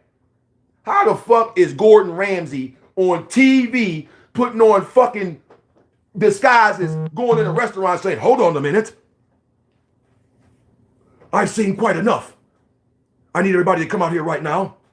It was raw. And y'all didn't know that was him the whole time sitting there eating food. How the fuck Gordon Ramsay do that? But y'all niggas sold all the cocaine, got all the heroin, got billions and billions of dollars. You can't put no plastic surgery on your face. You can't put them little Hollywood shits on and go buy some apples. You can't go shopping with your family. You can't do Christmas. Fuck that holiday, but I'm just saying you can't do no sit-down dinner festivities with your family because the police gonna go, boom, kick that fucking door in while y'all saying grace. That shit gonna sound like DMX's Dark and Hell is Hot album. Rest in peace, Earl Simmons. Boom, boom, boom, open the door, ATF. Too late to send my girl downstairs to say left. Hit the basement, open up the basement door. Went up in my neighbor's yard, and I'm laced the wall. You know I laced the fall with them hollows. Crack the safe, pop the bottles. What you want me to do? Beat Carlos. That what the fuck you gonna be doing trying to run out your crib. Dear Father God, may you please bless the food that we are about to... Boom! Open the door. ATF. Kick your shit right in when you saying grace. Y'all even seen the movies that's supposed to be documentaries that was like telling the whole story about how certain kingpins went down. Ain't that how the movie ended for some of them? Thought they got away. Had all the money in the world. Had boats and jet skis, mansions and security and everything. And in the end of that movie, boom! It's over. Put it down. It's over. You know what? You play a good game. Congratulations. And then the movie go off. You got booked in the house with your family. It's over. We got you now. We got you. You thought you got away. 20 years later. Some of the movies even do the fade away shit. It fade away like 20 years later. And motherfucker was chilling. Yeah, we did this. We did it. We got away with it. Boom! Get your ass down. Get your ass down. We got you now, Rodrigo. We got you now, Vasquez. We got you. You know what I'm saying? They changed the name of the people to protect their likenesses. They put those words up on the disclaimer before it comes on. Any names or likenesses of a real person is completely coincidental. There's no such thing as a coincidence. Irony exists. How come they don't put that word up there? They telling you it's fake right there. Using fake shit to tell you it's fake. There's no such thing as a coincidence. How is it coincidental? In the words of Cat Williams, as I find my lighter or my scissors, don't worry, I'll wait.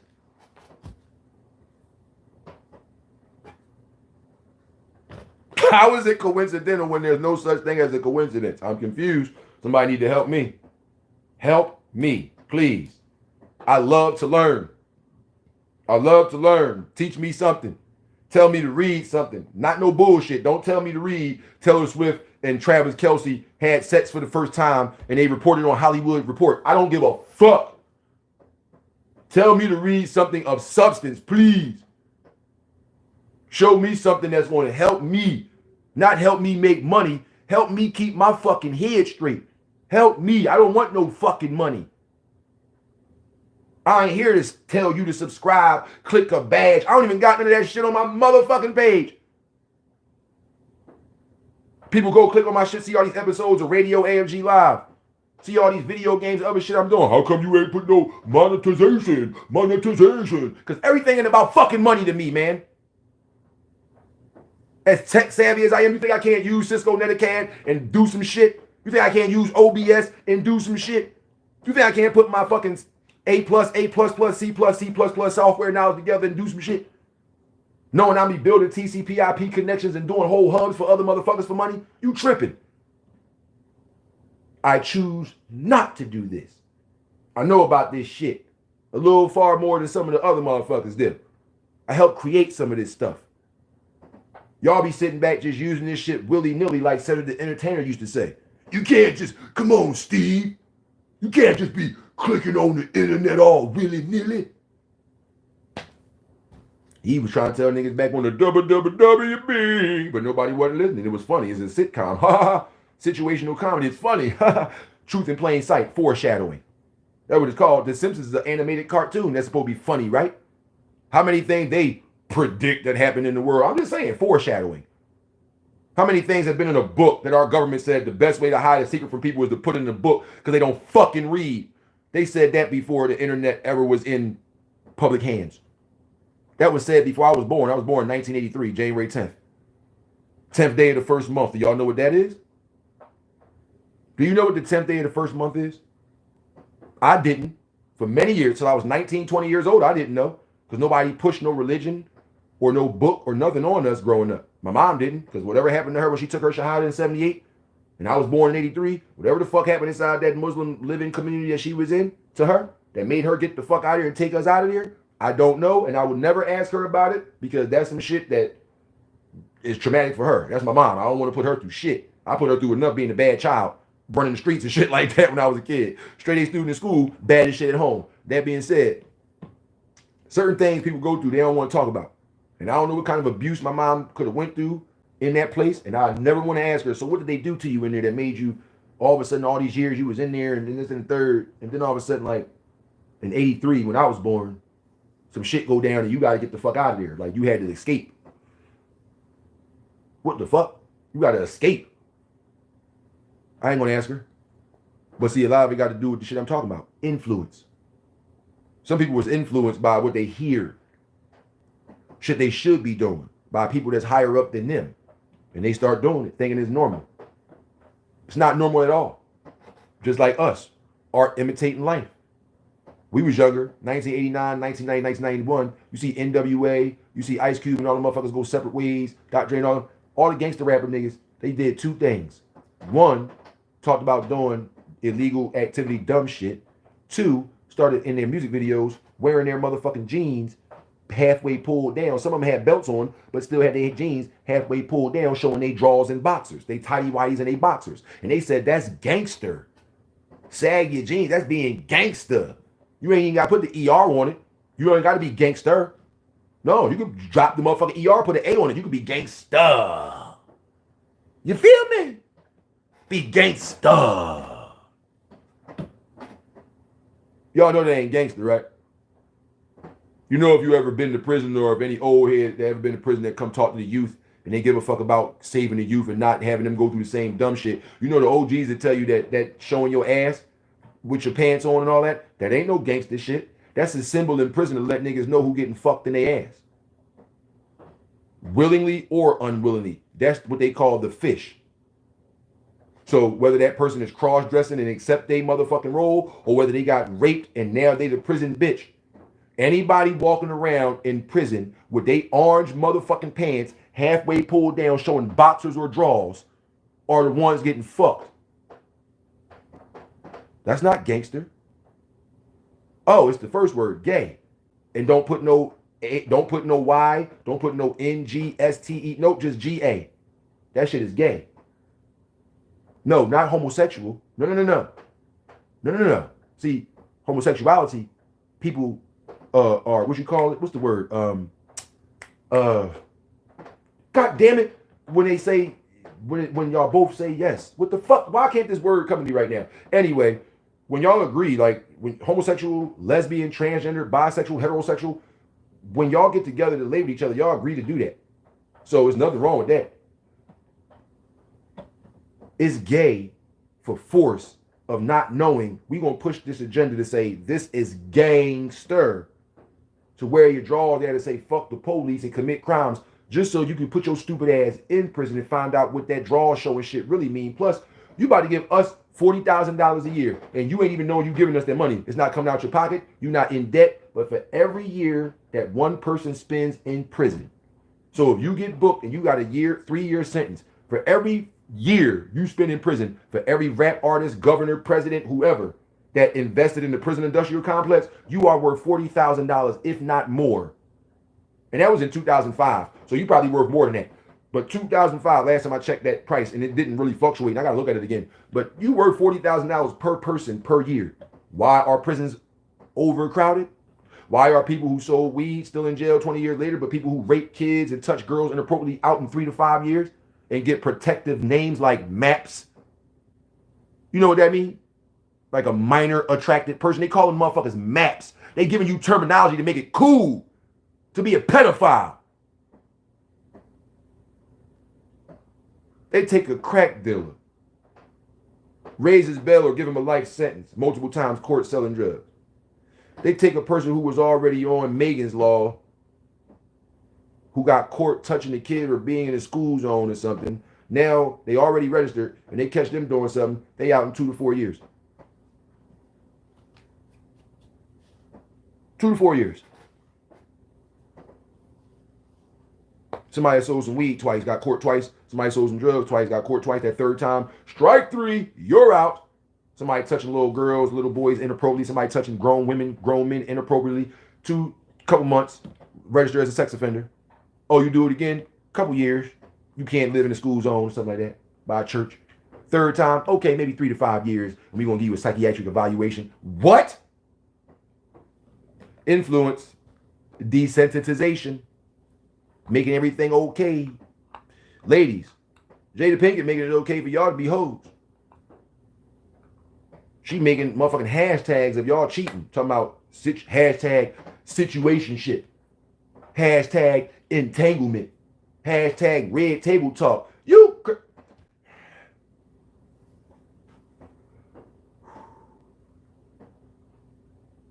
I want one woman in my life. I don't want bitches. I don't want all the pussy. I'm not Lil Wayne. I don't want to fuck every girl in the world. It's not Young Money. No.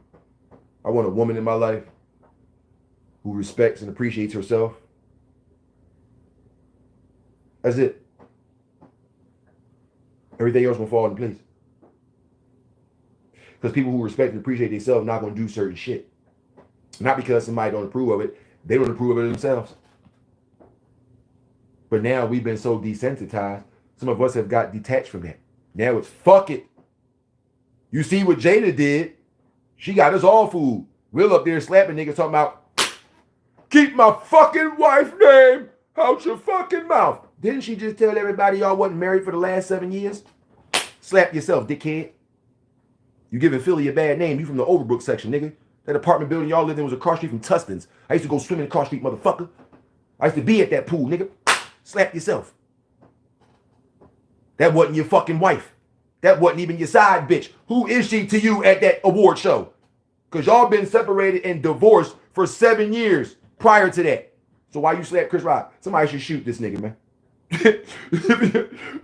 Chris Rock will hire somebody. Hey man, go pop this nigga in the pinky toe like they did what's the name in the goddamn what's that? Harlem Nights. Yeah, shoot him in the pinky toe. Shoot him in the pinky toe. Bow with a deuce. Shoot him in the pinky toe with a deuce. With hollow points inside the deuce. Bow, shoot him in the pinky toe. Fuck that. You out here slapping people for women that's treating you like trash and eating booty holes of 22-year-olds. What's wrong with you, nigga? She licking booty holes of 22-year-old boys. My son is 20. My son should not be in the ballpark to be able to get some pussy from Jada Pinkett Smith. I'm sorry. He shouldn't. That nigga's in college right now. He ain't rapping. He ain't making no entertainment besides doing his little streaming for his games and shit on his motherfucking YouTube page. Shout out to my son down there, man. Flappy Owl. Y'all know who it is. That being said, though, man, that boy shouldn't even be in the ballpark to be able to get no ass from Jada Pinkett. Oh, he the age. He the age. She might give him some ass. Especially if you start hanging out with one of her kids. Dominic, don't hang out with none of her kids, bro. I love you. Don't hang out with none of her kids, bro. I don't tell you what to do because, like, we grown and, like, you responsible. But I tell you what to do because I'm your father. I'm telling you, don't fuck around. Don't. I ain't never tell you nothing wrong. I ain't never tell you nothing bad. You ain't never seen a detrimental word come out my mouth that was proven wrong and bad when I said it. Nope.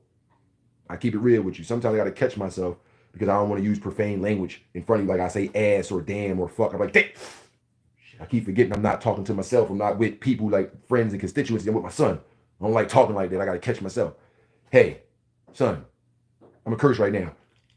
Don't go to fuck around no Smiths. Nothing to do with Will. Nothing. Only Will Smith you need to be around is you know some nigga name who last name was Smith or first name was Smith and he put you in a will because y'all was friends that worked at the same company for 30 years. Other than that, no, I ain't fuck that. No, I ain't trying to have to, no. We have been lost from this shit. Artists not rapping their own shit, not singing their own shit, not doing their own shit, have influence over kids and adults. Believe it or not, more adults I'm seeing than the young bucks out here doing dumb shit on these TikTok talking about it's a challenge and everybody else is doing it. You sound stupid. You sound like one of us. Why the fuck did you go do that? Didn't I tell you not to? Yes. So why did you do it? Because my friends did it. So you mean to tell me if all your friends jumped off the goddamn cliff, you want to jump off with them? No. So why the fuck did you do this with your friends right there? I don't know. I don't know, not an answer. I don't know, not an answer. You know why? You might be afraid to tell me the truth because I'm your parent. Tell me the truth. Why you do it? I expressly told you not to do it. So fuck my words. Your friend's actions trumps my words. Shit. You don't know the type of ass whooping you'll get coming up with me like that. She'll have whooped my ass. I said some stupid like, just saying I don't know as an answer to a question she would ask me after I got chastised and disciplined for doing something she told me not to do. Somebody knocking my mom's door and telling my son, your son did this shit, Sheila. My mom take me in the house and whoop my ass. And when I'm in there crying, she asked me, didn't I fucking tell your ass? I told your high yellow ass, don't do whatever it was. Didn't I? I'll be like, yes. So why the fuck did you do it? I don't know. Back, boop, back, boop, back. I get fucked up worse for saying I don't know than I did for doing whatever the fuck it was I did. And then she explained, I don't know now to answer. Don't say that shit no more. Whether you afraid to tell me why you did it because you know I'm the parent, I'll whoop your ass or whatever, you want punishment, whatever. You gonna tell the fucking reason why you did something if you did something I told you not to fucking do. You better not say, I don't know. How many of y'all parents out there let y'all kids tell you I don't know? Just think about that. You ain't got to answer me. I'm not your kid. I'm not the kid's father. Answer yourself. Go in that motherfucking bathroom or in your bedroom. Y'all got a mirror. Put on Michael Jackson's History album. Get to Man in the Mirror. And as soon as Michael Jackson for the first time say, and I'm starting with me, whoop your own ass. That's your fault. That all that shit happening in your household with your kids, your husband, your wife, whatever, is your fault. You enabling motherfuckers. You trying to be more friends with your people than you are authoritarians or parents to your people. Y'all crazy. Ladies out here talking about they was in the club and the motherfucker didn't know if they were sisters or who was the mom.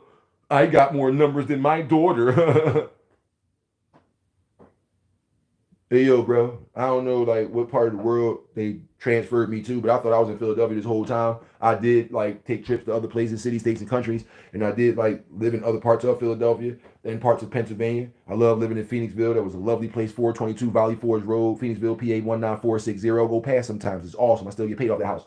That being said, it was an awesome experience living life, even though, like, I went through hardships and things fuck with you.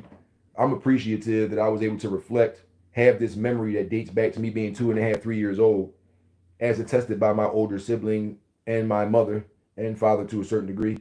I'm thankful that reflecting and in retrospective knowing all the shit that I know I could have been caught up in. All the stuff that other people are doing and re-emulated. Some people became famous for doing it. That could have been me. Not only am I talented, not only am I funny, I've been offered shit before. I turn shit down. I'm not signing my name on those. Fuck that contract. Fuck $25,000 or $250,000 and some fat farm clothes. I'm cool without it. How many years? How many deals? How many albums? What's the label? Arista? No. Smooth, like no. Like that. Smooth. No. No, hell no. Not crazy. I've been doing music and shit since I was 14. Didn't even know my father was a musician until I was 19. I was already 5 years into it. Didn't know how I was doing what I was doing and why it's in me like that. Never had no dream or goal like, I'm a rap. I'm gonna make beats or something. Nope. That shit just happened one day. And my brother, it's my older brother's fault. He's 10 years older than me. He didn't want to talk about, yo, man, I'm about to get back into the music shit I was doing back in the day when you was a young boy. You might as well write a verse. Nigga, I don't rap. I don't even be walking around saying the raps of the niggas whose songs I like. We watching Channel 65, The Box. We got all these different type of raps on there. We watching motherfucking Yo MTV Raps hosted by Ed Lover and what's his name? Dr. Dre. Not Dr. Dre from Snoop Dogg, but Dr. Dre from Dre and Ed Lover. And the motherfucker said, go write. I said, write? Nigga, I'm not writing no verse. Go upstairs in my room and write a verse to the Busta Rhymes Give Me Some More beat. Fast ass verse I wrote too, because the Give Me Some More beat is a boom, boom, boom, boom, boom, boom, boom, boom, boom, boom, boom, boom. So you got to stay on that cadence. I was riding shit out that beat and just listening to that beat to the whole album. Actually, I was listening to the album Extinction Level Event, and that song was one of my favorite. That Party Is Going On Over Here, What Is Going to Be with Janet Jackson, Is They Wildin' With Us. There was a lot of stuff. I fuck with that whole album. But anyway, I was listening to that song on that album, Give Me Some More, and that beat was just. And back in the day, on like karaoke machines and stereo systems, you could literally turn your treble, and when you turn your treble, you can take the words out of the song, so all you hear is the beat. You can literally do that if you had a real stereo system or a karaoke machine back in the day, like I want to say early mid '90s.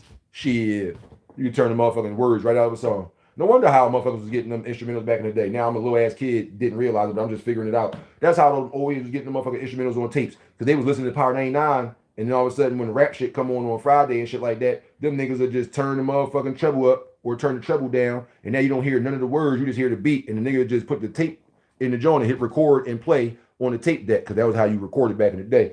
They hit record and play on the tape deck, real buttons, and that shit would just record on your tape. And then all of a sudden, I'm hearing people tapes, like, how you got a tape that got beats on it? They don't even sell this back then. It wasn't no, and I'm from 52nd Street, 52nd and Market, we sold everything.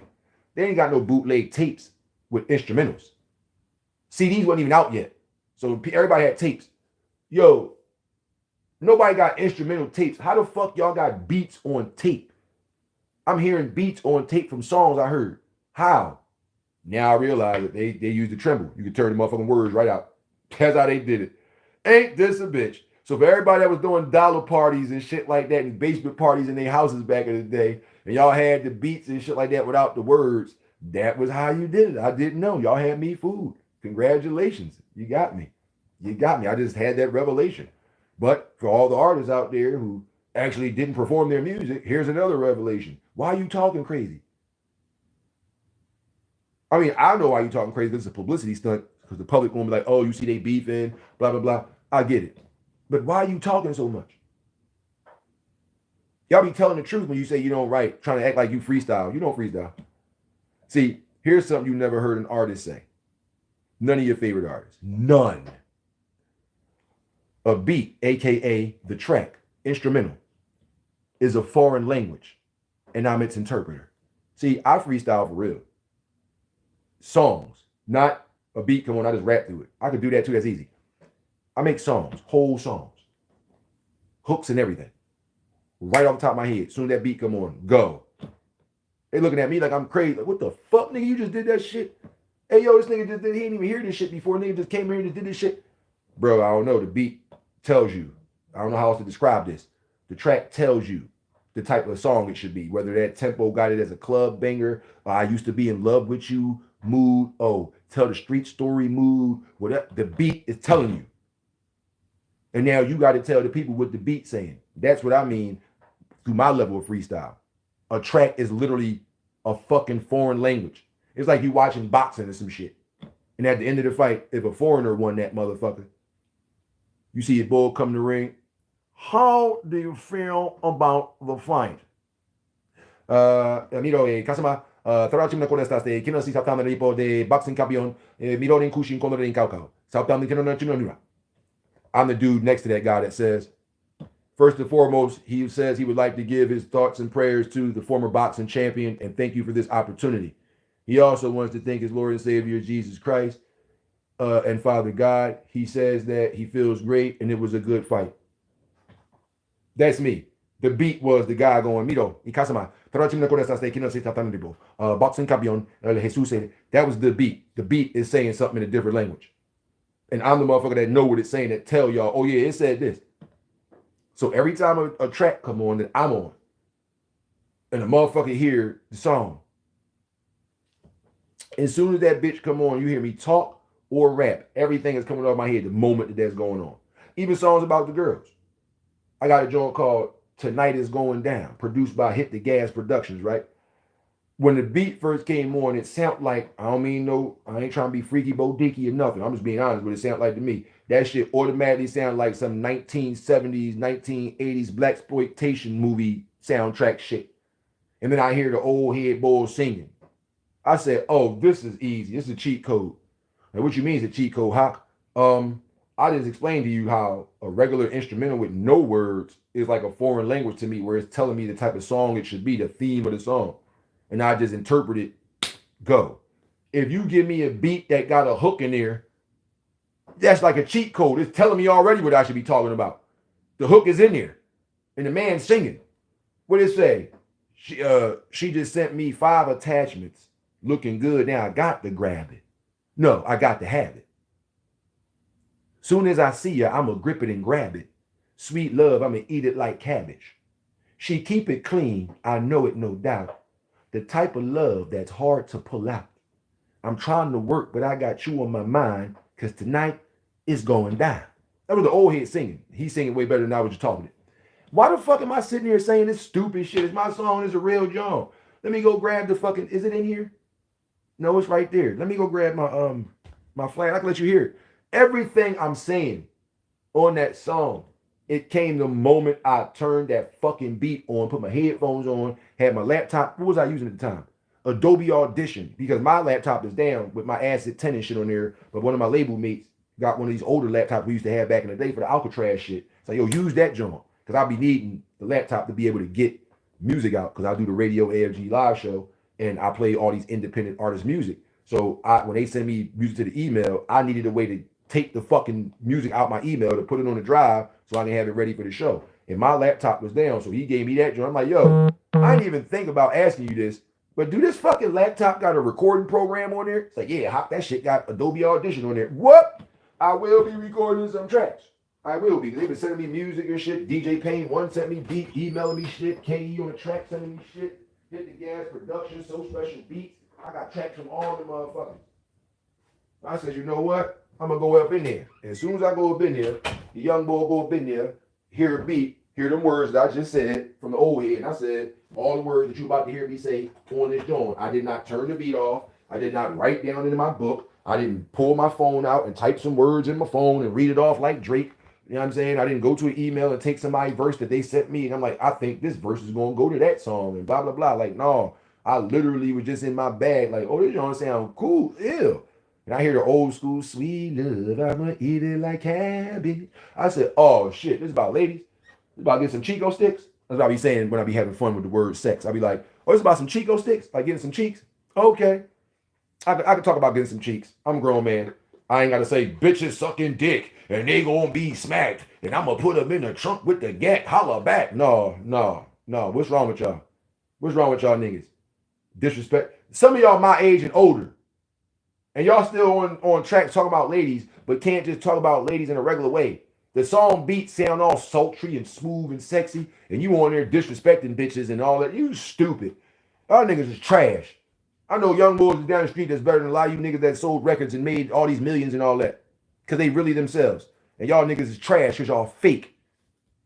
Pushing these bullshit agendas. How you standing on stage and doing a TED talk, and everybody's on the stage asking questions about the music industry. There's no expose. Ain't nobody do a fake like, oh, you're not supposed to see this footage. No, anybody can see it. You just look this shit up. Meek and all the niggas on stage telling y'all, yeah, the artists, man, I mean the industry, man, you know, the labels, they be paying us more money, you know, to be dumbing down the music, keep talking about the violence and stuff like that, you know. So that's what we do, because we ain't gonna get paid if we try to rap like Common, and we try to rap like telling y'all to stay out of this way and go to school and do good. They ain't gonna pay us for that. So we gotta do what we gotta do. And y'all still going out here buying they shit. Y'all stupid than a motherfucker, man. I wasn't buying they shit since I was 19. I stopped fucking with all industry music because I found shit out. I'm 40 now. That's 21 years of loading it up. That's 21 years of loading it up. Now they telling y'all, it's been 2023 been the year everybody revealing shit they told you was crazy about. You crazy, you said you saw a UFO or aliens. No, you don't. You go to jail. They kill you. They call you crazy. Now look, they come right out. Yeah, government come right out. Yeah, they do exist. It did happen. Yep. Wait, what about all the people y'all thrown in jails and killed and whacked over the back of the head and buried them in deserts because they said they seen this shit and all that? They was crazy. You discredited them. They stopped their book from coming out and all that. Why? Now 2023, you reveal it. It was true. Surprise. All these revelations this year. 2 times 3 is anyway. 2023 for some reason. All these things that they told you, no, that's not real. All of a sudden it's real. No, that's not true. Y'all crazy. Yeah, you're not crazy. It's true. It was true all along. Told you it was fake. The people that told you it was fake, they didn't want to tell you it's real. The people that was in charge saying, no, it's not real. You don't say that. You're crazy. Now they the same people talking about, yeah, it's true. What's up with this year? I don't know. But the artists doing it too, the music industry. Yeah, man. Y'all was saying that they pushing agendas and they making y'all listen to this bullshit. Well, hey, they paying us more money to do that shit. They ain't gonna pay us if we try to be conscious and tell y'all shit like Common and da-da-da-da-da-da. So we just go and do it like this. You know what I mean? I want to keep living like this. And y'all still buying their shows. Y'all still buying their clothes. Y'all still going broke, going to these motherfucking concerts and trying to buy these nice ass outfits to go to it, taking all the money you would usually pay for your rent and bills and say, fuck it, I'll take a little back pay a little bit. Yeah, I mean, I'll be in the whole little bit for this one night for a bunch of people that's faking and telling you they faking. Meanwhile, if they make a song like this, just imagine your favorite artist. If they make a song like this, it's going to be a word they're going to use for a woman all throughout the song. You never hear this song, you never hear this word not one time in the song, and I'm not even being consciously cognitive of it. I'm not trying it. I'm freestyle. I don't know what the fuck I'm saying. I have no idea what I'm saying when I'm rapping. Nothing. I don't know what I'm saying. I have to wait till I get finished recording my verses and then go back and listen. And if that shit don't match up with like, oh, that I don't like it, I delete it. And that don't happen. Just to be honest, I would delete it if I don't like it, but it don't happen. Because I just go. I have no agenda to push. Nobody telling me you got to do this. This is the trending topic. You better do it now or else. I don't know if y'all saw, but I own my own shit. I just showed my LLC for my company, Aspire for Greatness Entertainment. AFG ENT is LLC through LegalZoom. I paid over $2,700 for different functionalities and business practices that my company does. And I own my own masters. Nobody has to pay for my studio time or my engineer or my producer. And that's who owns the masters, by the way, once again, folks. For those that don't know how the music game works when you're in the industry, whoever the fuck paid for the session that you are recording in owns the masters. So whoever booked that studio, that time and such, the engineer, the producers, and whoever else is there, whoever booked that and paid for it, they own the master rights to that song being recorded.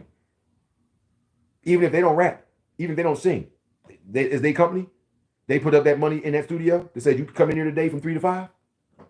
Guess who owns those rights to that song? Them. Why do you think people don't have their rights and they got to wait 30 years to get the rights to their songs, or they got to buy them back? You ain't buying that shit. You know how much it costs, why they ain't buying it. What artists you heard bought their masters back? There's one motherfucker you heard owned their shit. That's because they own 51% of the company. His name was Michael Jackson. He owned 51% of Sony. That means he controlled them. He had majority stake share ownership in Sony. You want to know why they wanted Michael Jackson the fuck out of there? Because he wouldn't play ball with his catalog. If you don't get the fuck out of here, Sony. I seen what you tried to do to Mariah Carey. If you don't get the fuck out of here, that's what Mike said. If you don't get the fuck out of here, Sony, y'all think I'm just some soft-spoken dickhead, huh? Y'all think I'm stupid. I just do music and I'm crazy, huh? You out your mind. So I'm so crazy I own your company. I didn't come up with y'all niggas. I didn't start no Sony music group. I didn't start no Sony Electronics. I ain't start no Sony PlayStation. Y'all did. But I own 51% of the entirety of y'all company. So anything that go down, I'm the final say so. You know I can fucking destroy y'all company from within, doing deals that'll be detrimental for y'all business to go up. You stupid motherfucker. They knew that. We got to get Michael Jackson the fuck out of here. It ain't no more just buy the Beatles catalog and get some of his songs for the greatest hits. No, ain't no more of that. We got to get him out of here. Y'all agree? All right, we're going to set this up real nice. Now, whether Michael Jackson really dead or not remains to be seen, but they definitely set that motherfucker up. Nigga, are you crazy? You own the label? Not your own. Not like me. I own my own label. No. You was your own artist growing up before Sony was even into music. Sony gets into music, signs these artists, become a good music label with Warner Brothers doing their thing and with Def Jam doing their thing. Now Sony doing their thing. And it's like, Michael Jackson, oh baby, give me one more chance, show you that I love you. Jackson 5, Michael Jackson. Black boy had the fro. She's out of my life. Michael Jackson? That Michael Jackson? I got to love you. PYT, pretty young thing. That Michael Jackson? That Michael Jackson. You and I alone. That Michael Jackson? Remember the time. That Michael Jackson? Dirty Diana. That Jackson? He owned us. He get to say what we do and don't do in this bitch. He signed off on everything, so we might bring the ideas, but he say yes or no. Oh no, we got to get this motherfucker out of here. Y'all niggas tripping. I don't give a fuck who his dad is. Call Joe and tell him we about to get this shit popping. If he don't want to be in it, he gonna be in it. Now, he know what I'm saying. He knows what I'm saying. If he's not gonna be in it, he's gonna be in it. He's gonna know what you mean. Call him now. Real shit. Are y'all crazy? Any music artist that did their own thing and became that big, who did? What other artists sold albums like Michael Jackson and then owned the company that signed him and had majority shareholder stake decision-making power in said company? I'm doing this because the answer is no one. Usher may have sold more records than Thriller with that 831 or 8701 album with You Remind Me of a Girl song on there. But that nigga ain't owned nothing close to Arista. He ain't owned nothing close to no record company. That nigga don't even have an independent record company. He could have had UR Recordings for Usher Raymond Recordings. He don't own shit. That nigga still work for companies. That's why that nigga got to do all these tours and dances. Nigga, it's time for you to get this money for us again. And you got to make your sacrifices. So come on, we about to make you famous again. But you got to do some shit. Come on. And I don't want to see you dancing talking about some, you make me want to be the one I'm with. I don't want to see the remastered version of that. No, we need new shit, nigga. I don't want to hear no old school shit. No. Fuck that. I don't want to hear that. I don't want to hear none of that. Cause I'm much too young. Nope, we're not doing that either. Turn it off. We want the new music. We want the new music, Usher. Get your ass out there and sing. What we're gonna do is we're gonna have Kiki Palmer and a couple bitches get caught on camera, fucking ram with you, and then bam, you right back in the spotlight. You ain't even do that. You just singing songs. All right? All right. But make sure you make the sacrifice. We gotta look at Usher. He right back in the limelight like this nigga never left. Usher right back. Talking about nigga on stage killing it in front of y'all ladies. That nigga in Vegas, killing it. Chicago, killing it. Philly, killing it. New York, killing it. That nigga everywhere. Cancun, killing it. Still dancing, sweating like a motherfucker. All the jet black coming out, sweating like a motherfucker. But still doing it. Why? You got to. You got to. The influence is not as good as y'all think. Yeah, we the public. We like them. We buy tickets. We get music. They good. We ain't the company who putting them niggas up to it. Man, if you don't go out there and get this tour, we already set it up. So tell your people whatever it is, hey, you can't do it for the next 6 months because you're gonna be on tour, nigga. Or for the women, you gonna be on tour, bitch. Come on. That's what you wanted, right? But I just want to be left alone. I want to be my family. Yeah, well, you're gonna be with your family later, the ones that survived the sacrifice. But after that, come on, get your ass in the back of the joint. Come on, we got places to go. You gotta be at Hot 97 tonight, talk about the other beef with you and the other bitch. You're gonna be up there filming the remix to the wet ass pussy remix. Then you gotta go over to London and do the little fucking photo shoot with the Vienna finger joint for the cookie mark. What they call them? What they call little colorful circle cookies? What the fuck? Why are the words escaping me today? God damn it. With the M. What the fuck is these cookies called? I'm mad as shit right now. But anyway, you want to go over there and eat those cookies and dunk them in tea. We got to put that on the drawer for the Dunkin' Hines because you got to do UK cake. So come on over here and do that. Oh, and then at 7 o'clock, you got to fly back to Paris. They're going to have you on the fashion week doing one of them stupid ass dresses on that's too big for you to wear, but you want to wear it anyway, just to take the picture, not to walk in. Oh, and then tomorrow, 12 o'clock, we're going to be back in New York. You got to be on 107.9 to tell them what you were talking about on Hot 97 earlier. So we got all this to do. Come on, get your ass. Come on. The handler telling you that. Come on, get your ass. Let's go. The label right in their ear. Yeah, tell them that we're going to be there and get their asses out there. Okay, I got you, boss. I'm right here with her right now. You want me to put you on speaker? All right, hold on. She can hear you. Yeah, get your ass up. It's time for you to be in Paris for this fashion week shit.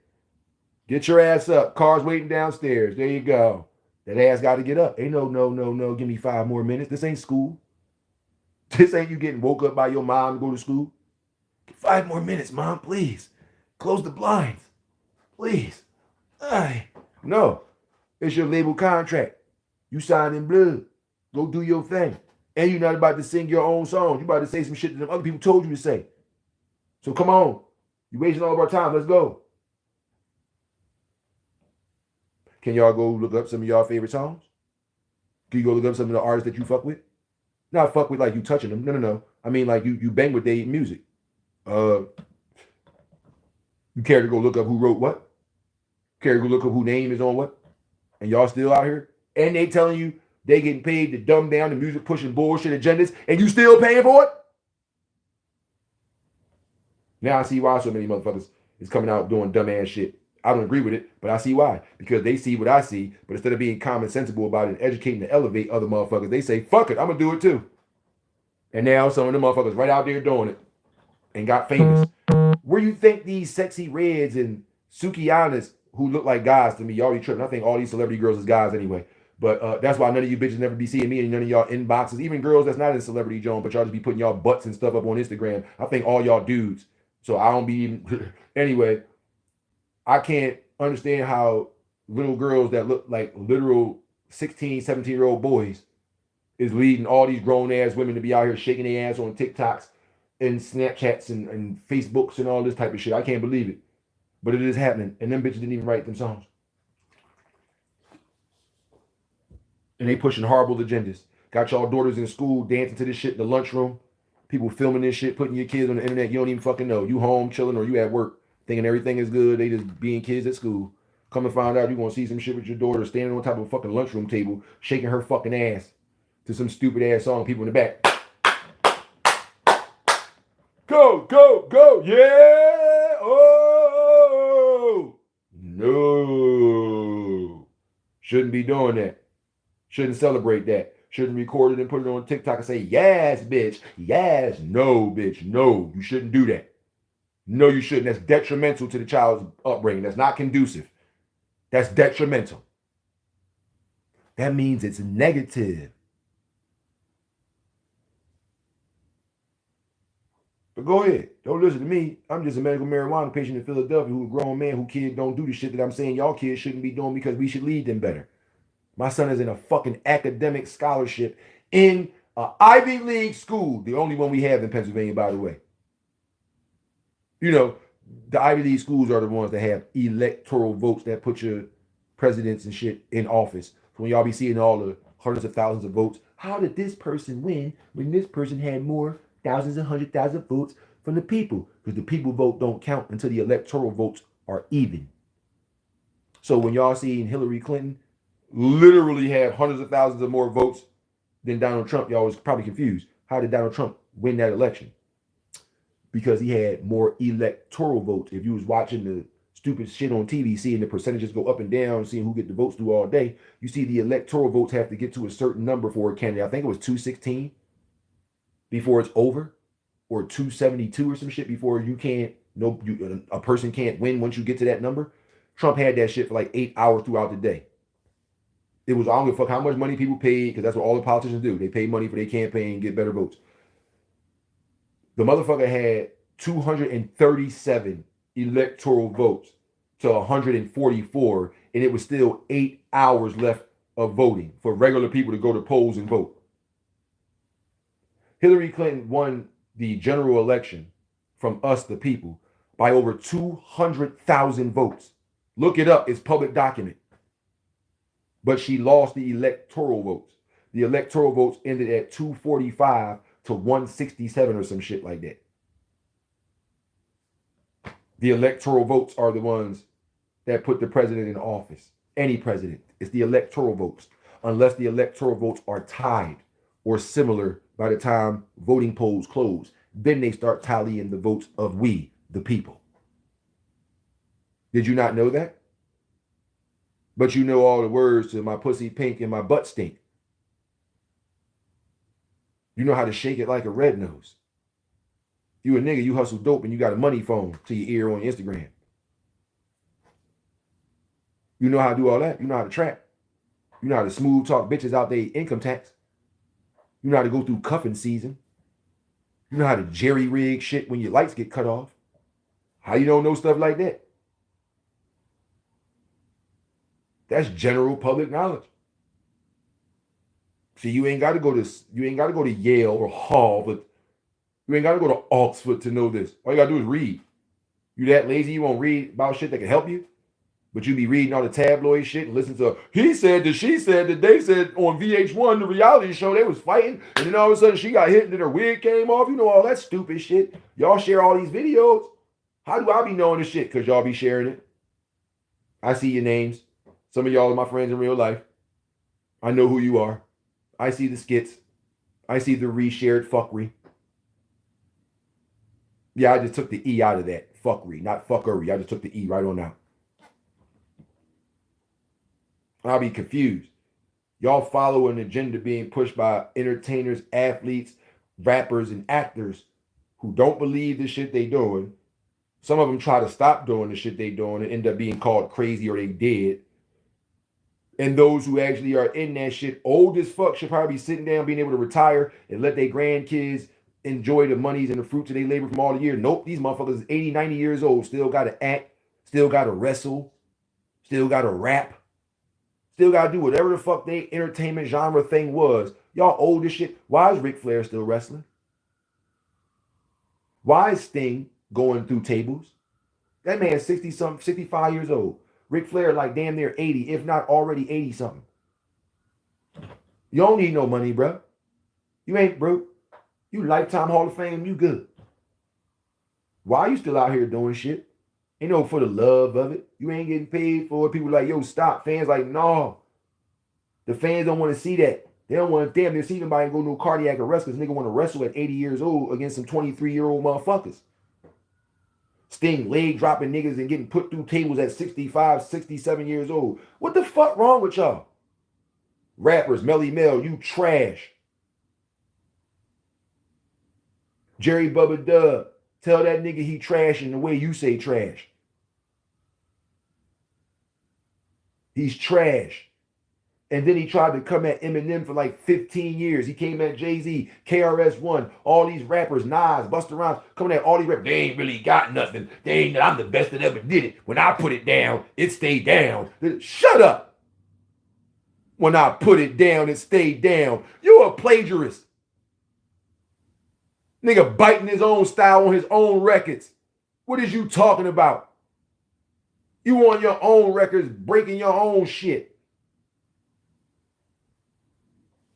Nigga reusing verses from one song to put on another song, talking about when he put it down, it stays down. You trash. Your fucking verses on Super Rapping is the same verse you got on The Message. Child is born, no state of mind, Lord to the ways of mankind. That shit was cool back then. You can't keep rapping like that now. And you were still rapping like that now when you rap that dumbass disrespectful verse against, well, you try to call it a diss record, against Eminem. How well did that work out for you, my man? How well did that work out for you? How? Not too much, huh? Not too much. Didn't work out too well for you, did it? I understand. Oh, shit. I understand. It didn't work out too well. I understand. Hit it with the 1, 2, 3, 4, 5, 6, 7, 8. What? You trash, bro. And you walking around talking smack about all the good ass artists that's been doing their motherfucking thing for all these motherfucking years. I don't even get it, bro. I don't even get it. All these motherfucking years, these people been doing their motherfucking thing, and you on this bitch on some bullshit. You biting. You recycling. How you biting yourself? No pun intended. Like you put your own verse from one song on another joint. That wasn't even a freestyle. You feel me? Like that wasn't even a freestyle, bruh. Like, all right, I'm not saying it would be cool if it was, but listen to what I'm saying. If a motherfucker like let's say C and these niggas go on Hot 97 and do freestyles for The Rock, and then all of a sudden you hear some of them verses, them same verses they were supposedly freestyling on motherfucking radio. I mean, on their album. On their album. I'm just saying. On their album, bro. You hear that. I'm just saying. On the album. On the actual album. You went from hearing them on the radio, rapping these songs over beats. Rapping verses that you think, oh, they just spitting some verses. They just spitting some hot shit. Come to find the fuck out. You get the album, and these motherfuckers got the same verses that was getting spit on different beats on the radio. Now these motherfucking joints is getting spit on an album, on tracks. Like, what the fuck? How y'all pull that off, dog? For real, how did y'all pull that off? I'm confused. How did y'all pull that off? A motherfucker literally got hundreds and thousands of views and shit like that from certain things, right? You sit back and think about what I'm saying. How can you critique artists and y'all was saying all this, people that bite and do all this and do all that wasn't good and can't be considered greatest of all time or hot rappers or top rappers? They couldn't be considered that. But some of the niggas who said that have bitten, have plagiarized, have reused lyrics. Shit. The man who said he's the first person to be called an MC, to make rappers be called MCs, Melly Mel, you plagiarized your own work. You took your verse from Super Rapping or one of your verses from Super Rapping and put it on The Message. You're the only person out of the Grandmaster Flash and the Furious Five on that song called The Message that actually got words that you recorded and said and wrote yourself on there. Everybody else got that shit from Duke Booty. That's the boy named Duke Booty. Rest in peace to Duke. Duke wrote that song. And every motherfucking word on there besides a child was born, no state of, that's the only person verse that you can actually tell if you listen. That's the only motherfucking voice that sound different from the other voices that's actually on the goddamn record. That's because The other voice that's on the record is Grandmaster Flash. Is Duke Booty. All three of the verses before you hear the last verse, the child was born, no state of mind, lost to the ways of mankind, blind to the ways of mankind. Like, that was Melly Mel verse off of Super Rapping. But every other verse on the message was Duke Booty, not only his words that he wrote, but that's also him performing it. And in the video, Grandmaster Flash and the Furious Five minus Melly Mel are lip syncing to Mr. Duke Booty's words. They didn't even go into the studio and record those verses themselves. Like, oh, that's what he say on the first part. All right, well, let me say that. I'm gonna be the one that say this. Who gonna take the second verse? Okay, Cowboy, you take the second verse. Let's go.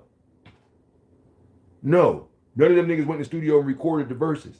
The only person that said something was Melly Mel on that record because he took a verse from off of his Super Rapping song and put it on there.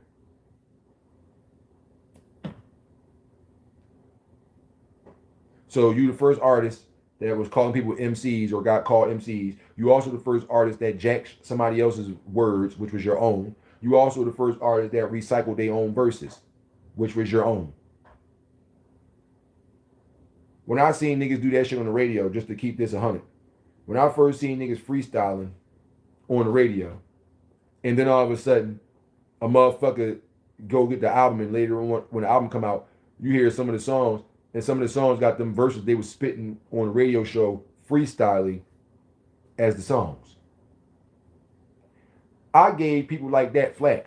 I gave you less credit on your album because of that. I don't care who you are, what artist you are, what label you was on. If you had verses you was spitting on the radio station that's supposed to be some freestyle verse, it ain't gonna be on nothing. You ain't saying, let me give y'all a verse off my album real quick. No, you just spitting all these verses, and every single one of these verses that you spit, you acting like you just coming off the top with, yo, let me tell you like this, yo, I'm about to do this and do that and move this and move that. And then all of a sudden you cop the album and it's a song on there where they be like, yeah, I'm about to do this and do that and move this and move that, and that be the hook. You be like, this nigga just spit the fucking song to the fucking Noriega Oh No beat on Hot 97, but he just got a whole song on the real album with those words to a whole nother genre. Like, I thought this nigga was just spitting some verses for the radio.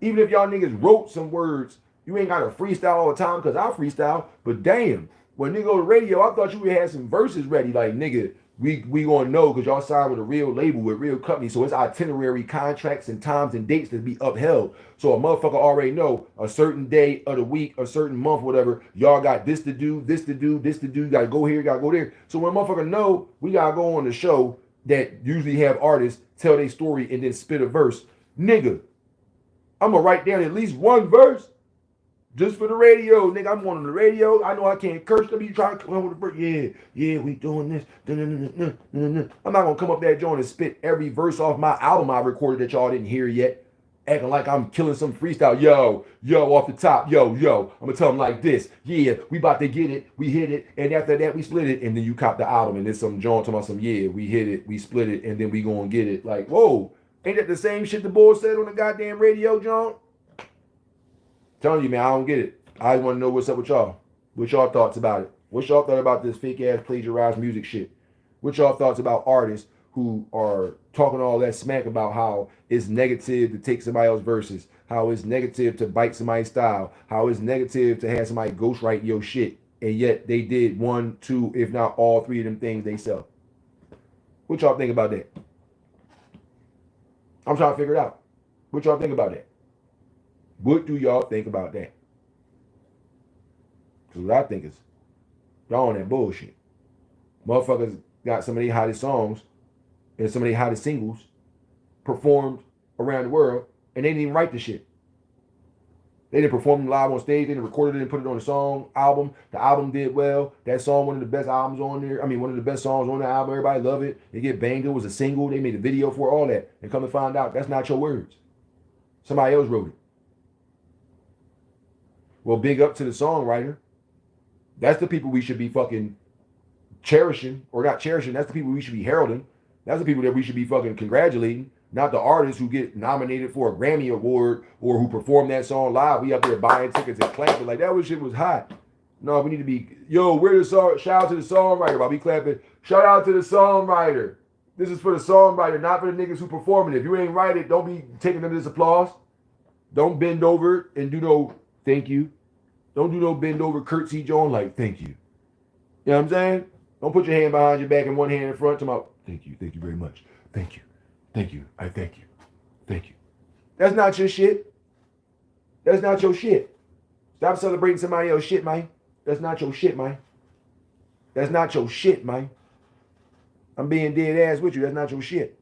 And y'all, like I said, y'all literally be going ham about stuff like that, making that shit seem like it's okay. It's not okay. Y'all the ones that said it wasn't okay, so we supposed to listen to y'all, and this is the way life is, and y'all be trying to tell people the story and how to break it down, and we supposed to listen to it and get the game. All right, well, I listen. I listen to you saying that niggas biting niggas' styles is whack. Niggas that be stealing other niggas' tracks is whack. Niggas that you having other people write their songs for them is whack. And yet you doing it. I heard what you said, bruh. So if I heard what you said and you faking it up, am I supposed to fake with you? No, I'm not faking with you. And y'all shouldn't fake with him either. Take your life back. Stop being desensitized by this bullshit internet, man. Stop letting the motherfucking entertainers, influencers, and all these actors, athletes, and all them, stop letting them make you live a life that you don't live yourself. Stop letting them make you go broke because you want their fashion design. You want to look like them for less. You want to go to Filene's basement or some shit. Like, you better get the cheap version, motherfucker. You know you got responsibilities and bills to pay. And you putting on them designer heels or that designer boot or them clothes and pants, sir, that shit ain't going to make you rich and famous. They ain't going to get you signed up and lined up. You're just going to have on a nice outfit one day. That's it. It's not going to get you nothing. In fact, it might get you hurt because some people might look at you and be like, oh, this motherfucker got the let me get that, dog. Let me get the fuck out of here, man. I just want to tell y'all once again, the artists out here living these fake ass lives and saying these fake ass words and most of this shit, fuck the fake part about being tough gangster shooty. Most of the shit they saying, period, regardless of what it's about, motherfucker not living it. Not living it. You've never been through it. You're not telling us a struggle. You're not saying, yo, this is where I came from and how I moved it and I don't want to go back to doing it. You ain't telling no story like that. Everything is, these bitches is doing this, these bitches is doing that, and I'll be getting money to them, and I'll be selling crack, and I'll be busting gats, and I'll kill you, you my op, and I'll smoke it on the block, and like, get the fuck, shit trash, man. How is we going? It's too simple for me. It's easy to come to this conclusion. Like, you go out to a place that serve alcohol beverages and have a DJ playing music, the popular songs that's out and all that, right? The majority of everything that's being played in that bitch, unless it's an R&B song, and some of them joints from back in the day, is talking about cheating and keeping it a secret. So even that shit be on some nut ass shit. But then how the fuck is you in there celebrating and dancing around and niggas talking about they killing they ops? They getting the money and shooting up niggas and bitches, and it don't matter because they gonna get richer and richer. Like, why is we dancing to this and celebrating and singing along and doing all these ritualistic ass actions and shit when these songs come on? Why are we up to that? I'm tripping though. Let me trip. Shit. You hear what I say? I say let me trip. Because I ain't getting into no shit like that. I tell you guaranteed, I'm not getting into no shit like that. I am a musician. Have been since I was a child. My father was a drummer for Harold Melvin in the Blue Notes when Rufus was the lead singer of that band. He drummed and played music for Luther Vandross, BB and CC Wanda, and a plethora of other artists from back in the day on live tour, on stage type shit. Performed at the Apollo during segregation time and all that. Papa Diddles was a mean motherfucker on them drums from what I understand. Still is too, because I see him do his thing. That is to say, I've seen him do his thing. He ain't dead. I'm telling you right now. I could have been in this. I chose not to be. Things that I'm talking about, topics I've broached, some of the stuff, for those who know, when you hear some of that shit, you're going to go, oh, this motherfucker know what he talking about because you know what you talking about. So you going to go, oh, shit. Oh, this little motherfucker know what he talking about. I'm not little. I'm 6'2". I weigh $175, 4% body, no, 3% body fat. I apologize. So I'm not little, but I'm just saying. I'm younger, so I'm only 40. Some of y'all might be older and be like, this little motherfucker mean a little as an age, not stature. Like, this little motherfucker right here know what he talking about. Because some of y'all know what y'all talking about. Y'all been around the block a few times, as they say. Some of y'all been in the music industry. Some of y'all was managers. Some of y'all niggas was independent and then seen how the industry took advantage of your artists and took them from you and made them what it was and left you in the dark and all that. Y'all know what I'm talking about. I just found it quite odd that, you know, some of these artists who names pop up as niggas who didn't write some of their hit records be some of the niggas talking about, oh, people that don't write their own rhymes is whack. If you got a ghostwriter, you whack. If you stealing other people's lines, you whack. Some of y'all be saying words from Eminem on your track. Some of y'all be saying words from Biggie Smalls on your track. Some of y'all be saying words from Nas on your track. Some of y'all be saying and using samples from Fat Joe on y'all track. That's why niggas is getting sued. You know what I'm saying? Real rap. I ain't bullshitting you. That's exactly why you being sued.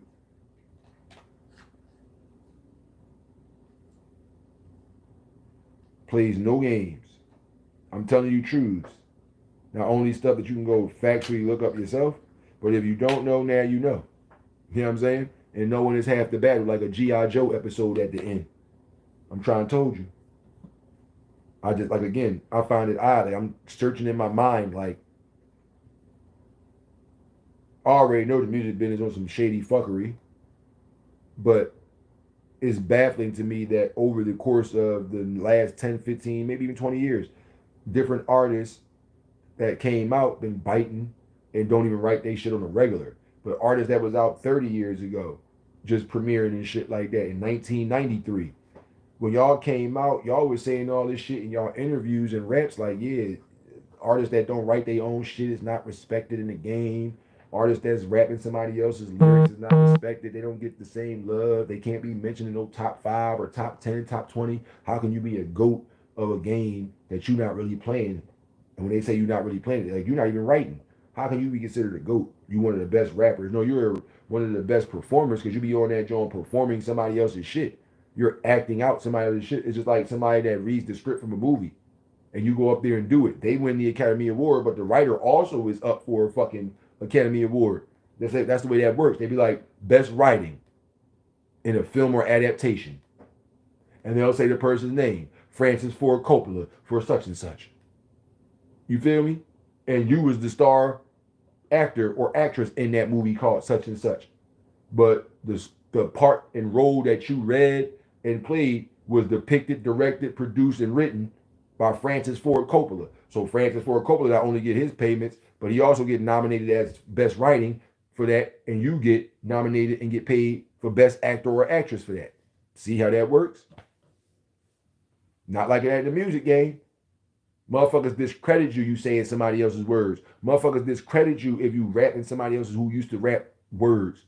Motherfuckers discredit you if you're not living what you spit, you in the way.